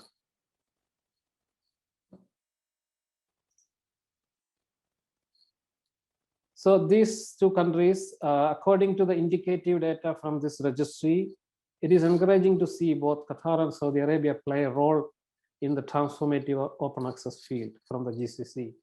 Approximately 230 articles from Saudi Arabia and approximately 460 articles from Qatar were published in 2020. Then Milan was just showing the 2021 data, which is much higher than that. Qatar number represents, as he mentioned, it's a consortium figure for the national, and numbers figured here from Saudi Arabia is mainly from one single institution. Can I go to the next slide, please? So when we look at the global overview from that registry of that market analysis, you can see that a major portion of open access in European countries and Qatar is through their transformative agreements. And they are having comparatively a smaller percentage of articles behind the paywall. So Milan, I think Qatar model is working very good. If this trend can become global, I believe 100% open access could be achieved very soon. Next slide, please. Thank you. I looked at GCC open access trend from Scopus and Scival very closely a few days ago. You can see in recent years, that is 2008 to 2020, those 3 years, the percentage of open access availability is higher than of its last 10 years in all the GCC nations. And you can see Qatar and Saudi Arabia is leading because of this transformative edge. When you look at Scopus Scival data again about KAUST very closely, you can see the same trend. OA availability in recent years is much higher than the OA availability of compared to the last 10 years. Actually, in the last year, in 2020, the faculty repository submission rate crossed 80%, 80, which is one of the top figures globally. And as per our recent presentation at ERNL conference, through several transformative agreements, we have 30% of the total institutional authored articles are published open access through these transformative agreements. So to know more about the open access transformative agreements, I will copy that link in the chat box. You can have a look.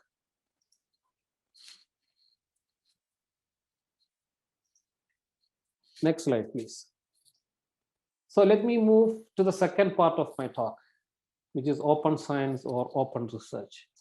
Why it is important and everyone is talking about it. Can you have some clicks, please? So reproducibility of science, a fundamental principle in scientific research, it remains one of the main challenges.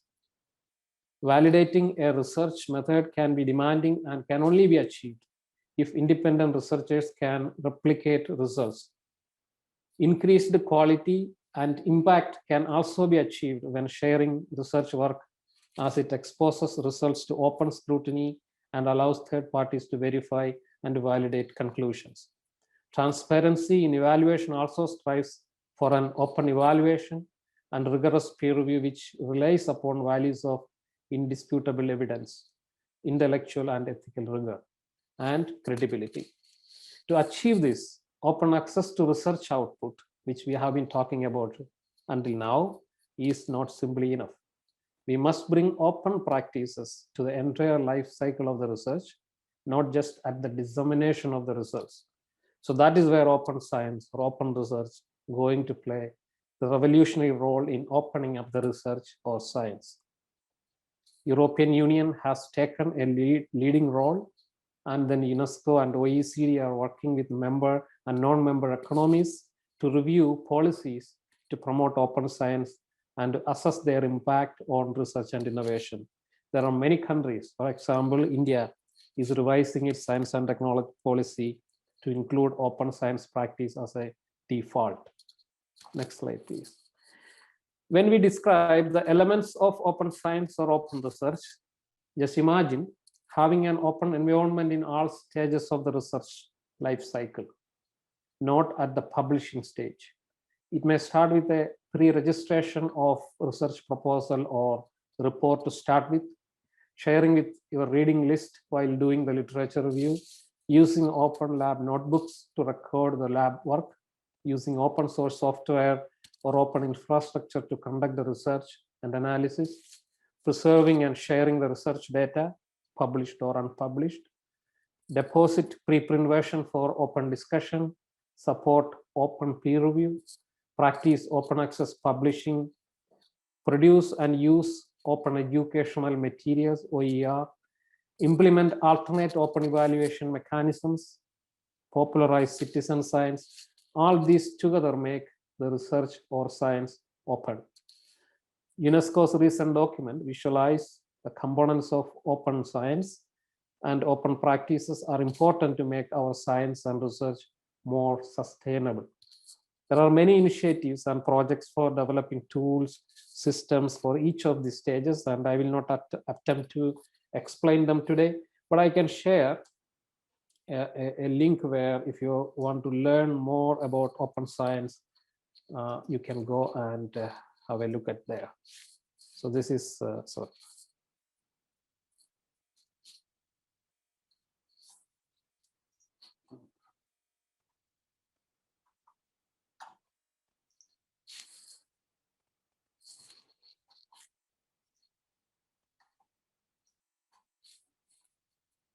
Yeah, this is the link you can go and watch on a later time.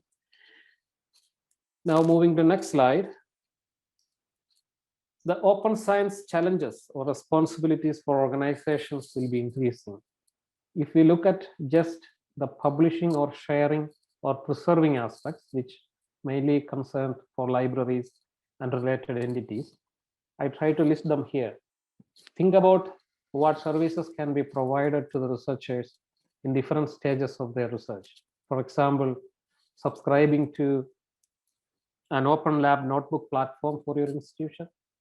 For example, offering research data management services, supporting global preprint servers or other open science platforms, using the repository to give more visibility to their final research articles, allowing depositing and sharing thesis dissertations, open books, encourage to use, create, and share the open educational resources, capture their open access practices for research evaluation, support popularizing science and citizen science.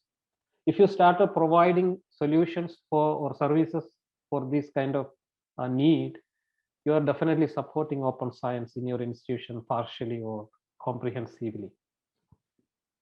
In the next slide, I will just talk about, I just want to say that strong leadership is needed to drive the change and support policies. Many of us may already have open access policies or research data management policies by now or are in the process of making them. Open science or open research policies, what I see mainly coming from Europe or other countries, as government policies which institutions to follow. So it may be more powerful. In terms of services and infrastructure, many of our organizations have done a good job in open access, maybe starting with RDM services and institutional infrastructure as well. Building open science culture. Can you have a click, one more click, please? So building open science culture and making research default open. Lots of training and awareness is required. Assessment and funding practices also need to change. There are lots of activities in this area that are happening to revise the existing practices, but without diluting the quality of research or science. I will just share. Just to say, while you do that, you're at the 1.5 minutes left. Thank you. Sure, thank you very much. So I just want to share one slide. Sorry, one link which you can download and read it. This is a report recently published by European Association of Universities about their open access practices and policies, in which it is found more than 60% of the universities have open science practices or policies inbuilt. So you can see Europe is leading in open science. And this is my last slide. I want to explore what will be the scholarly record, which was in the past largely defined by the formally published monographic and journal literature. Can you have a click, please? Now this is evolved into a corpus of material from the entire research life cycle. More specifically, before and after publishing your work is included into your scholarly record. Understanding the nature, scope, and evolutionary trends of the scholarly record in open research is an important concern in many quarters for libraries, for publishers, for funders, and of course for scholars themselves.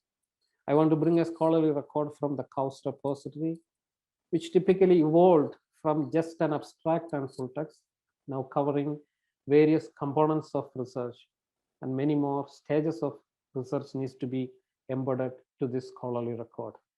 Let me stop quoting this year's Open Access Week theme.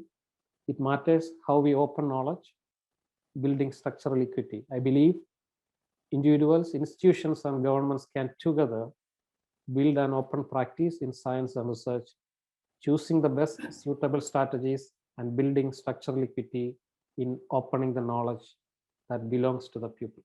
Thank you very much for listening to me. Thank you so much, Dr. Vijay, and I'm sure everyone will agree with me. That was another really, really interesting talk. If you have any questions for either of our speakers so far, please do add them in the Q&A section. We'll get to them shortly. Now over to our third speaker in this session, Vanessa Fairhurst, who is Community Engagement Manager at Crossref. And Vanessa, I'll hand over to you now. Okay, great, thanks. Hopefully you should be able to hear and see me now. So yeah, my name is Vanessa Fairhurst. I'm Community Engagement Manager at Crossref. And what I'm going to be talking about today is about open scholarly metadata. So it's a little bit different to the talks so far, which I've really enjoyed, by the way. So metadata is information about a piece of content rather than the content itself. And I'm going to explain a bit more why this is so important to include when you send your submissions to your publishers, for your publishers to send to organizations such as Crossref, and what this enables in the scholarly community. Okay, so next slide, please. So at Crossref, our mission is to make research outputs easy to find, cite, link, assess, and reuse. And we're a not-for-profit membership organisation that exists to make scholarly communications better. So before Crossref existed, publishers used to sign individual agreements with each other in order to link to each other's content online. And this wasn't sustainable as publishing grew, so Crossref was formed to provide a central solution, creating a network of linked research along with the metadata about that content. And this metadata is what powers many scholarly services, including some of those that we provide at Crossref. Okay, next slide, please. So we were formed in 2000 with just 12 publisher members, and this has now grown to over 16,000 member and affiliated organizations around the world, across over 140 countries now. And when members join Crossref, they agree to our membership terms, and this gives them a range of benefits, and also includes some obligations to other members. So when members join, they're also provided with a DOI prefix, and this allows them to register a DOI, a persistent identifier for their published content. Alongside this DOI and the location of their content, they also register rich metadata about that content with us. And this content store of metadata of more than 128 million scholarly content items now is then made widely openly available via our APIs and search tools. And we always say that DOIs are just the start. It's all about metadata, connections, and services for the scholarly community. So looking a little bit at our members in the Middle East and North Africa, we currently have 507 members, of which 224 have joined via a sponsor. And between them, they've registered close to 600,000 content items and related metadata. We have 6 sponsors in the region, and sponsors are organizations that work on behalf of smaller publishers in their region, providing them with technical, billing, language support, and breaking down barriers to participation. Okay, next slide, thanks. However, we do work with a wider range of organizations than purely our publisher members, and this is probably more people than you realize. And this can include archives and repositories, funders, indexing, discovery services, data analytics systems, to name but a few. And the number continues to grow year on year, especially as we expand the different content types and the related metadata that people can register with Crossref. And there are a lot of different content types as well that you can register at Crossref. So most people know that DOIs are used for journal articles, but we also accept all the different types of content listed here. And each content type has a unique set of metadata and format in our schema. Next slide, please. Thanks. And as I said earlier, we have over 128 million content items in our system now. So just over 70% of that is journal articles, followed by about 15% of books. Our newest type are grants, which is still quite a small area, but it's fast growing as funders also start to join Crossref. Okay, next slide, thanks. So in the context of Crossref, metadata is information about publications, which we then make available for thousands of third parties to use in the tools and services that they provide. And we have minimal requirements because we need to support a variety of different publishing practices. So basic metadata requirements include things like titles, authors, publication dates, issue numbers, ISSN, anything that describes the content. We also collect non-bibliographic data about the items registered. So this can include reference lists, funding data, ORCID identifiers, license data, clinical trial information, abstracts, data about relationships between items. Information on errata, retractions, and updates can also be registered through our Crossmark service. And we ask that our members send us as much metadata as possible and that it be accurate and clean. So the more comprehensive the metadata is, the more likely that content will be discovered and disseminated. And we're always adding new metadata options as well. So our newest one is RAW, and RAW identifiers are unique and persistent identifiers for organizations in the research community. And they're able to be integrated and linked with various scholarly systems and services.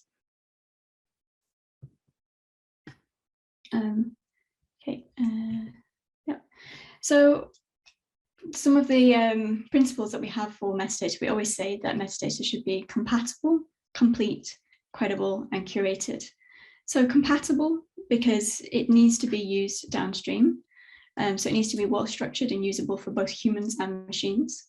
Complete, so include as much data as possible, for example, including all of the authors, not just the first author, and include the ORCID identifier if it's available. The metadata needs to be credible, so this means accurate, so without any mistakes or typographical errors. If the metadata is incomplete, it's not of any use to anyone, and it can affect the ease in which your content is discovered and the performance of various other academic services.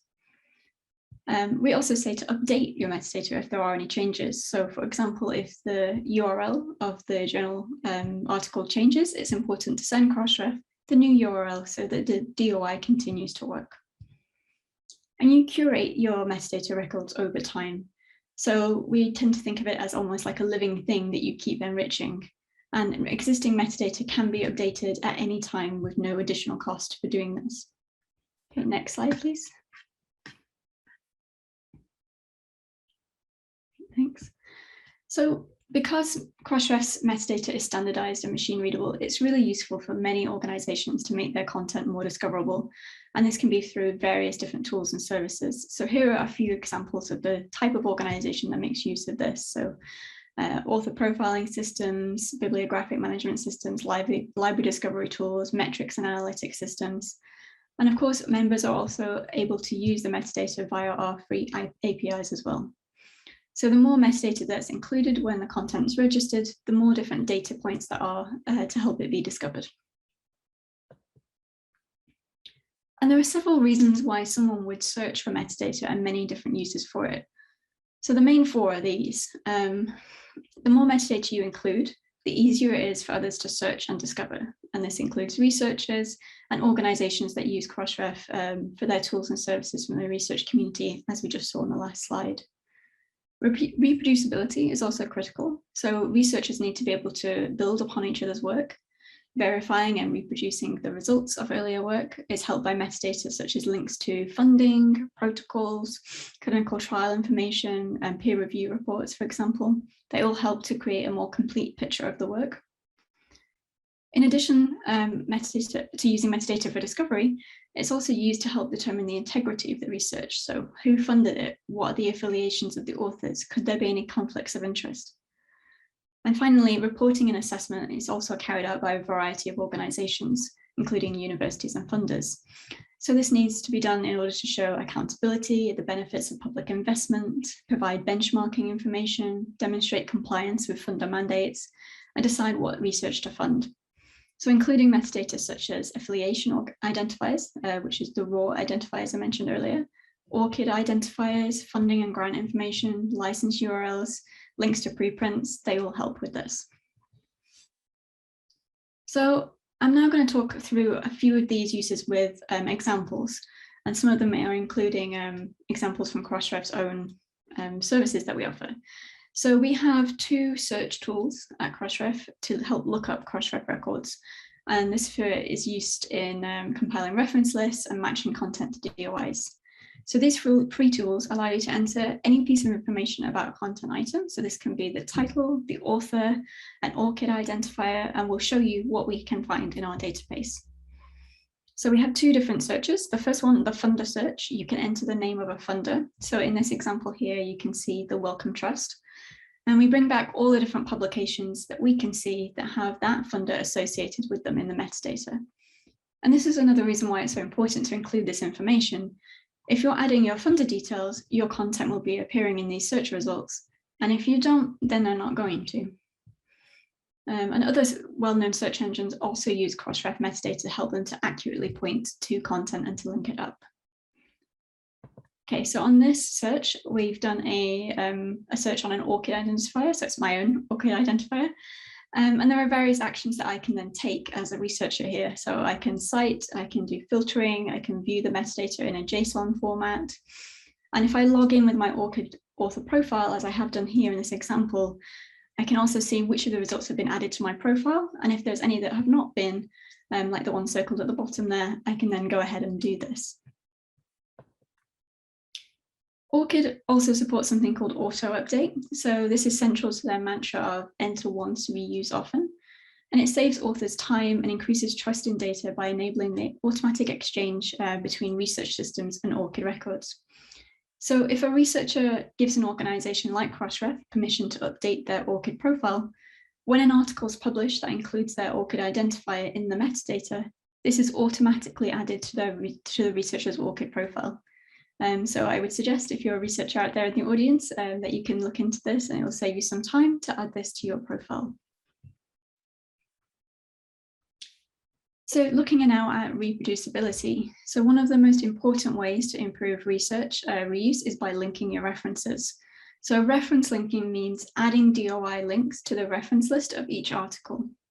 So this allows researchers to follow a link from a reference list of one article to other documents that it's citing. And this helps them to make new connections and to discover new content. So reference linking is an obligation for Crossref members for journal content. And it's also strongly recommended for other types of content that might also contain references, such as books. And here you can just see an example of what that looks like. So each of the references, the link there is being made by a DOI, where there is one available. And this means that these links won't break over time, and the readers will always be able to find the cited content. Reference linking is accomplished by authors and their production teams with the assistance of editors who add links to their references later on in the articles. So this can be done at a variety of different stages. Authors can add DOIs to the reference list when they submit their articles, and it can also be added to a copy editing stage. Next slide, please.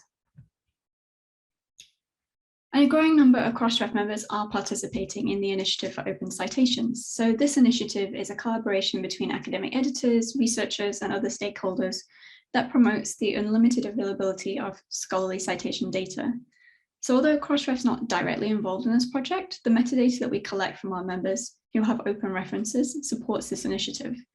So individuals and organizations can access open reference metadata and the DOIs through our metadata channels, including our API. And as of October, so as of this month, this year, the fraction of publications with open references has grown from 1% to 88% of 56.9 million articles with references deposited at Crossref. So following this initiative, they've also gone on to start an initiative for open abstracts as well. So this promotes the free availability of abstracts from academic publications. And you can find out some more information on the links on the slide.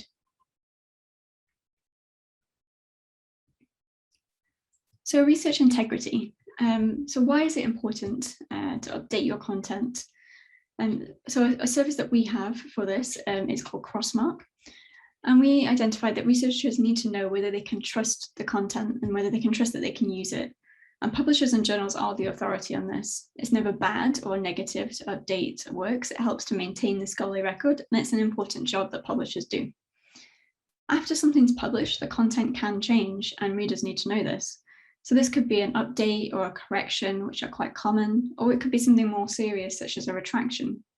And the publishers needed an easy way to communicate those changes to readers. And so our Crossmark service was developed to enable this. So Crossmark is an embedded button. Sorry, back on the previous slide. Crossmark is an embedded button for HTML and PDF that when you click it, it tells the reader if there's been any changes. It also can include some additional metadata that the publisher chooses to include. And this information stays with the article, and it can be accessed even away from the publisher's site. Okay, so next slide, please, just to look at an example of what that will look like. So this is an article that would have no updates. It's what you would see most of the time. If there were corrections, then this box would appear in yellow. And if it was a retraction, it would come in red with a link to a notice explaining the change. So this document's current. It displays a link to the publisher maintained version, and it has some additional publication information that the publisher's chosen to include. So this can be information like funding data, license information, ORCID IDs, clinical trial information, whatever that might be useful for their readers. Okay, next slide, please. And another example of a separate tool that's not a Crossref one that also uses our metadata for research integrity purposes is Cite. So Cite helps people to see what research articles say about each other by using what they call smart quotes. So Cite helps to show the context of each quote and whether it provides supporting or contrasting evidence. So it helps authors to search for evidence and criticism. It enhances their own research work. They have the option also of uploading a PDF of their manuscript, and a report's generated that helps the author quickly identify references that have corrections, retractions, or appear highly contrasted. And Cite uses Crossref DOIs and other metadata to help create this tool and accurately identify research content. Okay, next slide, please. Okay. My final example is reporting and assessments. This is the DataCite Commons. And as part of the Freya project, DataCite has made use of Crossref's open metadata to contribute to DataCite Commons. So this is a single search interface for works, people, and organizations. It integrates with the ORCID API and organizations such as Crossref and RAW, and it provides a central place for people to come and find out about how research is published, how it's funded, which institutions it comes from, and how it's supported by other research outputs such as data. So you can have a look there and to see what information you can find to help with your reporting and assessment. Next slide, please. So I've only got a couple of minutes left, so I'm going to go quite quickly through these ones, but these are just some tips about how you can improve your metadata. So I'll skip that slide if that's okay. So we've got a tool called Participation Reports. The aim of this tool is to help members identify areas they can improve upon their metadata. So we identified that a lot of our members think that we have a really complete set of metadata at Crossref, but that's not actually the case. People might not know what information they can send us. They don't know what they're already sending us. They might not have this information or not know how valuable it is. So we came up with this tool where they can search and they can have a look at their report. So if you look at the next slide. So this is actually Knowledge E. So you'll see the main page of the report. At the top, you see the organization's name, the amount of content items or DOIs that they have registered with us. And it has a report of 10 metadata elements that we consider important for discoverability. So these include references, ORCID identifiers, finance information, abstracts. And each one of those has a link you can click on to find out why this is important and how they can improve upon it. You can also search by type of content, by title, or by a time frame as well to help our members to identify what information they need to discover. It's an openly available tool, so you can go in there and look up any journal you would like. Okay, next slide, please. So this is just some quick fixes that you can do to help your metadata go further. You can make your references open, provide license information, include funding information if you have it, start to use raw identifiers, encourage your authors to submit ORCID and use ORCID auto update, and also to cite data as well. Next slide, please. And some of the metadata principles I talked about earlier, they were taken from Metadata 2020. And we've been part of this project since the very start. And it was recently repositioned as an advocacy campaign, building on the outputs of the working groups over the last couple of years. So, and it's tied, quite closely to the United Nations Sustainability Goals. So it's our belief that without rich, connected and reusable open metadata, goals like ending poverty around the world and zero hunger will just take longer or remain just a hope. Because this metadata really empowers people to be able to link their research and build upon what's already been created. So you can find more about this at metadata2020.org, and you can also sign your pledge to do your bit as well. Okay, and I will just skip that bit as well. That's just about a proposal you can read more about on the Crossref website.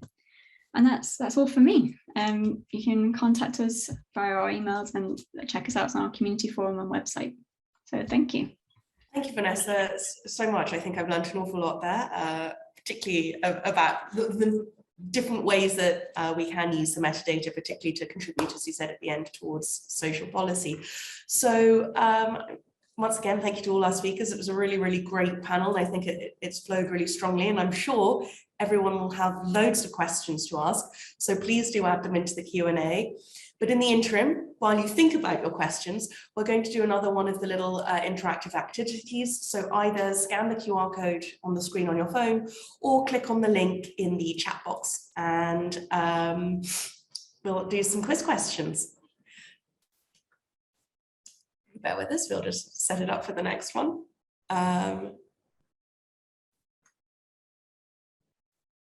Now, the first question is, what publishing services can be expected for open access articles? Hopefully some of you will link in and answer the quiz now. I'm going to fill it in myself just while you wait. Technically, this is sort of cheating, because if I don't know the answer as head of publishing, that really would be embarrassing, but there we go.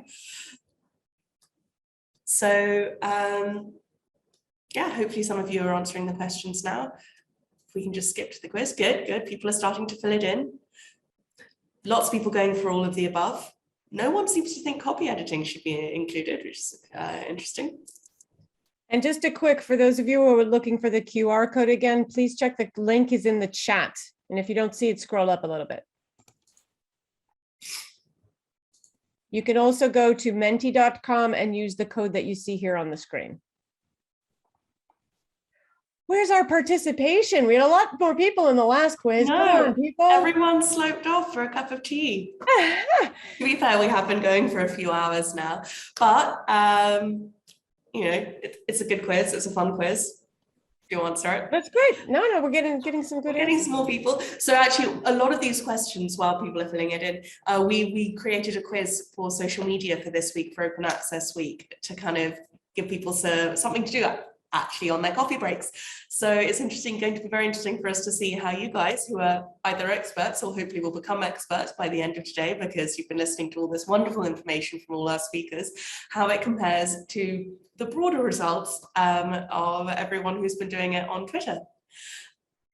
Great. As you can see, all of the above was the right answer. Well done, everyone who clicked for those. For anyone who clicked on the others, to be fair, copy editing, Authenticate, and DOIs are all included, but they're just not the only things that are included.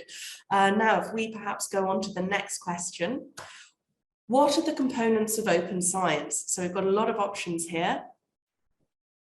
Once again, if you go back to the link and click refresh, you should be able to answer the question. I'm going to go and do it myself now while we wait. There we go. Oh, everyone's going for the same one right now. And again, there's so many different options here, so many components for all of these: open access, open publishing, open science, open educational resources. And I think these questions really highlight that it's really just not a single thing. There's so much to consider and so many elements that go into it. Lots of people answering this one. Great, well, should we have a look and see which the correct answer is? There we go, all of the above, yet again. But the other things are not wrong. But this is, I mean, this was, if you guys remember, this was in Vijay's presentation, and Vijay and Milan were coming up on the question and answer. So feel free to turn your videos on and comment on any of this if you like. So let me go to the last question for you, Emily. Yeah, I was going to say, we'll be asking questions in a second. So hopefully everyone will be piling on with the questions. Once again, do remember to add your questions into the Q&A box, not into the chat box. And our lovely speakers will answer them shortly. And finally, a question linking to Vanessa's talk. So hopefully you're all listening. What does richer metadata enable?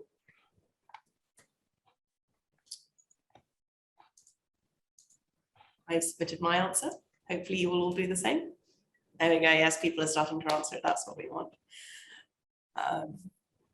And Vanessa, I'm hoping we'll have time. Someone might ask about that zebra slide that you had to skip, because I'm really intrigued by it and I want to know what it was. I kept looking at it when we were formatting the presentation, going, oh, I wonder. And sadly, we didn't get to know. But if there's time, I will probably ask you myself, just so that I can know. Great. Well, if we want to see who was right, all of the above yet again. I've just realized, Karen, we planned this really badly. All three technically had the same answer. I know. That was, we really should have thought about that. But you know what? I mean, all of you guys, the speakers and everything, I mean, I think really what this also does is help highlight for us that how much metadata, open science, that there's so much more to it than most of us originally thought when we first start learning about it. Okay. Okay, brilliant. So I think we're going to move on to the Q&A now. So thank you everyone for answering our quiz. And now we're going to take your questions and put them to our speakers. So the first question, this is an open one, whoever one of you wants to leap in. Do you think the transformative agreements help the open access movement, or will it just put the money into the publisher's pocket? That's a really good question. Who wants to leap in and answer that one first? Yeah, maybe I can start with them. Go ahead, Vijay. Supplement. I'll just put a link on the chat again, which explains what exactly a transformative agreement is. So anyone want to read? So definitely this is not the idea behind transformative. The word itself is transforming your subscription model to publishing model. So it clearly says it's not adding additional money to publishers' pocket. It's actually a way of stopping publishers doing something called double dipping. If you're familiar with that word, libraries pay for subscribing to the journal, then the researchers or faculty from your own institution paying to publish in Gold Open Access. So it's an additional revenue going to the publishers. So this is where you have to combine both and bringing together into one fund, stopping that revenue model. I think that's how I see it. But there are, various models within transformative deals. Some of them are offset. Some of them you may have to pay a little more. Some of them you can clearly cover. It all depends on your institution, how much research output or how research intensive your institution is. So these all are, there are various factors. But I strongly encourage to read that link. So probably Milan can. I can, yeah, for sure. I can jump in. Thanks, Vijay. And I mean, I totally agree with you. The ESEC page is a good source. An OA 2020 initiative is a good source where our participants can read more about the idea behind transformative agreements. There was also a linguistical debate, like they should be changed maybe to transitional, because at the moment, it seems like we are putting more money, or it's confusion, and that's why we are getting these kind of questions. So transitional agreements that will lead us to fully open access agreements down the road. But again, from our experience, we at the Qatar National Library are actually using the existing funds. So we're not putting more funds into the publisher's pockets for transformative agreements. Of course, there is this growth related to inflation and the annual increase, but we, how our charts look now, we used to have subscription fee here and open access publishing here, but now we're doing this slowly trying to replace the two. And the more the open access publishing fee is growing, the subscription costs is going down, and that's what we can see across all of our agreements. So my answer is not no to this question. it will not put the money to the publishers. I mean, there's nothing wrong for publishers to make money. We need them, and we will need them in the open access world. We just want more transparent agreements, and that's, I think, where these transformative agreements will take us eventually. Again, like KAUST, Qatar National Library, we're a small players on this field, and as you could see from the VJ's presentation, there are much bigger libraries and countries, and of course the biggest are US and China, and once they adopt these models, the change of the current publishing system will, be inevitable. Thank you, Milan. Obviously, as a head of publishing, I'm really glad you agree that publishers should make money occasionally. And I really like the idea of what you were saying about, it should be used as transitional rather than transformative, because I think that really pulls together what we're trying to achieve today. All of us are talking about that move towards open access. But I just want to pick up what you were saying there about the situation that QNL and KAUST face, because we had a question specifically for Vijay, which perhaps, again, Milan, you might be able to dive in on as well, which is, what is the situation with other universities in Saudi Arabia, and more generally, can the KAUST approach work for other universities, and if so, and if not, what would need to be changed to allow people to be able to take that initiative, that approach, and use it more generally? Vijay, sorry, you're still on mute. For sure, yeah. So thank you, Emily, for bringing that. And thank you, Al-Walid, my friend from Qatar, asking that question. I already answered online. So the answer is yes, that should be the next step, which I can recommend. I may not be able to do that. It is always better to negotiate at national level for transformative deals. So that's shown in one of my slides, where it is taken at national level. There is a lot of great success. So you are bringing down the article output behind the paywall to a lower number, where you have only institutional models. It's still not there. So it needs an effort from the national consortiums or initiatives in such scale. Brilliant, thank you. I don't know, Milan, do you have anything to add to that? Or? I mean, yeah, for us, I mean, I think in this region, it's a big challenge to establish understanding on the state level with the key stakeholders, different institutions, ministers, what we are trying to achieve, and to ensure that there are funds, annual funds for this. We need to have a stable budgets, and how things here are tied to the energy prices, and diversifying of economy is a big talk. Economies is a big talk throughout the region. So I think the institutions should work together on this, because it's easier. And if you have, I mean, we are fortunate to have a relatively small research community, so it makes sense to centralize this. But I could see a country where you have two competing universities, and they're fighting for the grants funds from the same government. So I could see how this cannot always work. But for us, it is working. And as we have seen, we are now around 60% of open access, and we are slowly moving, towards 80% of the corresponding authors open access. Our goal is 100%, obviously, but it will take time, and it will take a constant support, understanding of what we are trying to achieve. Luckily, there are data points everywhere now. So I hope these numbers could be used for us to build a case and approach. This has to be done bottom up. It will rarely come top down, because it should come from the libraries or from a research institution to say mandate this. And as we talked earlier, open access journals, how they're evaluated, the quality, the promotion criteria, the institutions varies. So you even it was a talk that who didn't want to publish in his own journal because it's open access. It takes time for journals. So we're operating in kind of broken evaluation system, because the journals are supposed to evaluate. That should never meant the impact factor was never meant to evaluate researchers and to be tied to promotion. It should evaluate journals. So once we take a step back and redraw this kind of world we want to live in, I think we can we can achieve a lot. Sorry for expanding this. Oh no, that was really interesting, and I would. But yeah. I was going to say, I would totally dive on that and want to talk about impact factors, but we have so many existing questions. So I will probably follow up with you separately on that, because that would be just my own personal interest.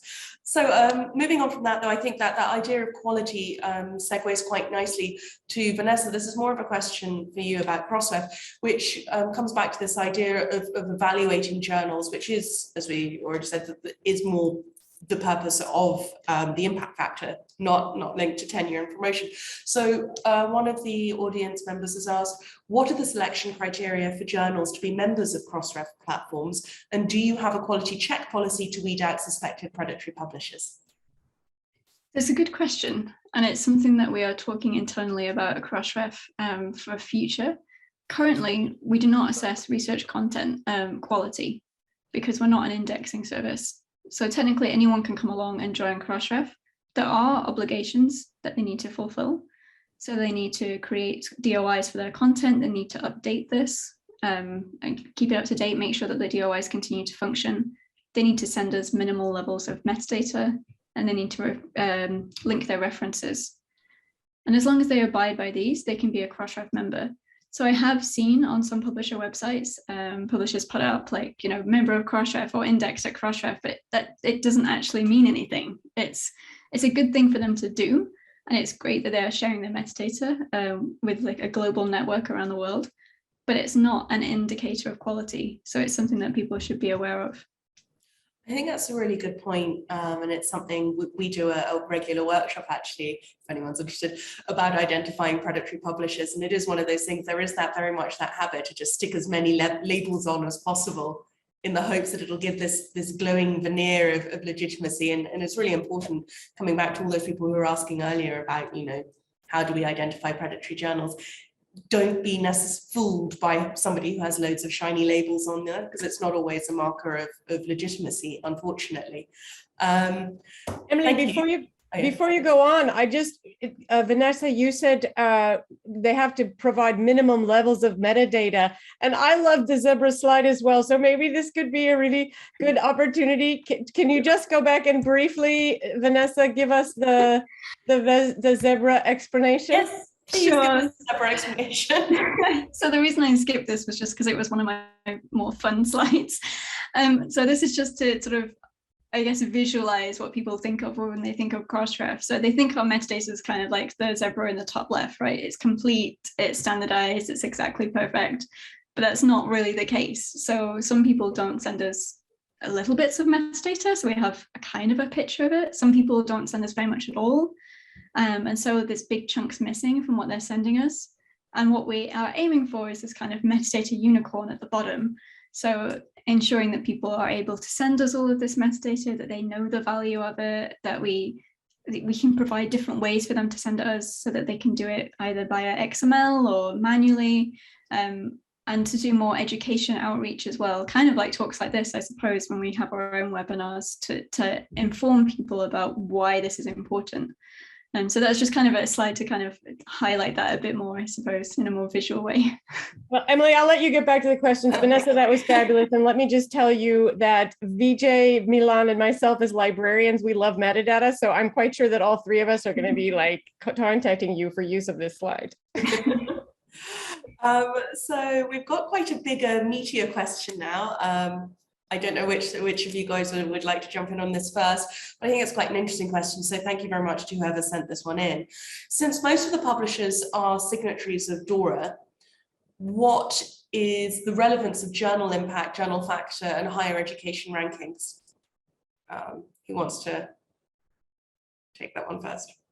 Anyone? I can start. Maybe I can start. Yeah. Thank you, Milan. I mean, I haven't been following recently, but in general, it's complicated. So we have to acknowledge that we are operating in a fake environment, and that's even a bigger problem because academia should know that. But because this fake evaluation of their performance, research performance, is tied to their salaries and their livelihood, it's hard for them to fight against it because, you know, publish and perish mantra that was around few, I mean, it's still around for researchers, I guess, but 5 or 10 years ago, if your paper doesn't get accepted, it can make or break careers. So my personal opinion, and the opinion based on the data that I have seen, is that impact factor should be used for evaluation of journals, not researchers. So institutions have to put up some hard work and figure out how they're going to evaluate their researchers. It is as simple as that. And all of you who are working at universities or research institutions should lobby and fight for this, because again, this has to start somewhere, the change of the system, or we can still pretend that, this journal is indexed high in Web of Science, impact factor is that, or the new index databases and systems will come and to try to compete, and we are creating a bad environment for advance of science, basically, because we are basing it on the wrong data, not fake, but just wrong data. So that's my general take on the impact factor. It's a good metrics, but it's used for the wrong purpose. Thank you, Milan. Vijay, Vanessa, do either of you want to weigh in on this very meaty topic? Yeah, sure. Very briefly, I think the citation metrics, that is a basic for impact factor or H index. Those are created for evaluating journals for libraries, and that turned out to be a critical tool or metric for research evaluations. So fortunately or unfortunately, it's still there, and that all the tools are developed based on those citations. So the declarations like DORA has to become globally accepted. And I'm sure the open science movement is going toward that with the open evaluation mechanisms which have to be derived. For example, how much you share, how much you support the reproducibility of your work, how much you support the science in those aspects than just merely the citation receiving to your work. So citation may stay as it is, but there will be additional evaluation metrics needs to be developed and added, and there are research going on. I'm sure the open access movement, open science movement, or the open research movement is going to change that scenario. Thank you very much. Vanessa, do you have anything to add to this one? Just say that I totally agree. I think that, I think impact factor alone isn't the best way to assess researcher quality. And especially now that research is shared in so many different ways and in different platforms, and so many more informal ways as well, that simply counting citations isn't the true value of the impact of the research. And it feels like it's missing a lot. We've developed a tool at Crossref called event data. It's not any kind of metric, we don't put a score on it, but it's a way for people to be able to track their DOIs and see how they're mentioned online. And this might be on social media or on Wikipedia, in blogs, just different connections and networks in which research is shared and talked about. And I think things like that will become increasingly important in order to sort of measure the true value and impact of research rather than just this impact factor score. I think that's all three of you have made really great answers to quite a complex question. I think that's a really nice place to stop. So for everyone, first of all, thank you again to our speakers. It's a really stimulating panel. I can't tell you how much I enjoyed it. I hope all our attendees did as well. We're going to have a quick break, 20 minutes for everyone to refresh themselves and come back. We will start at 10 to the hour on the dot, and please do remember to come back because we've still got a really great series of talks coming up across how to turn a journal open access and use it to influence social policy, how open access benefits healthcare. I'll be talking about open access textbooks and the benefits of them. We're talking about business models, how authors can use open access content to promote their work and get higher citation levels, how ORCID is used, and another discussion, more detailed discussion about the open access directory. So please do join us in 20 minutes time. And once again, thank you so much to all our speakers. We really appreciate the talks, they've been brilliant. Thank you.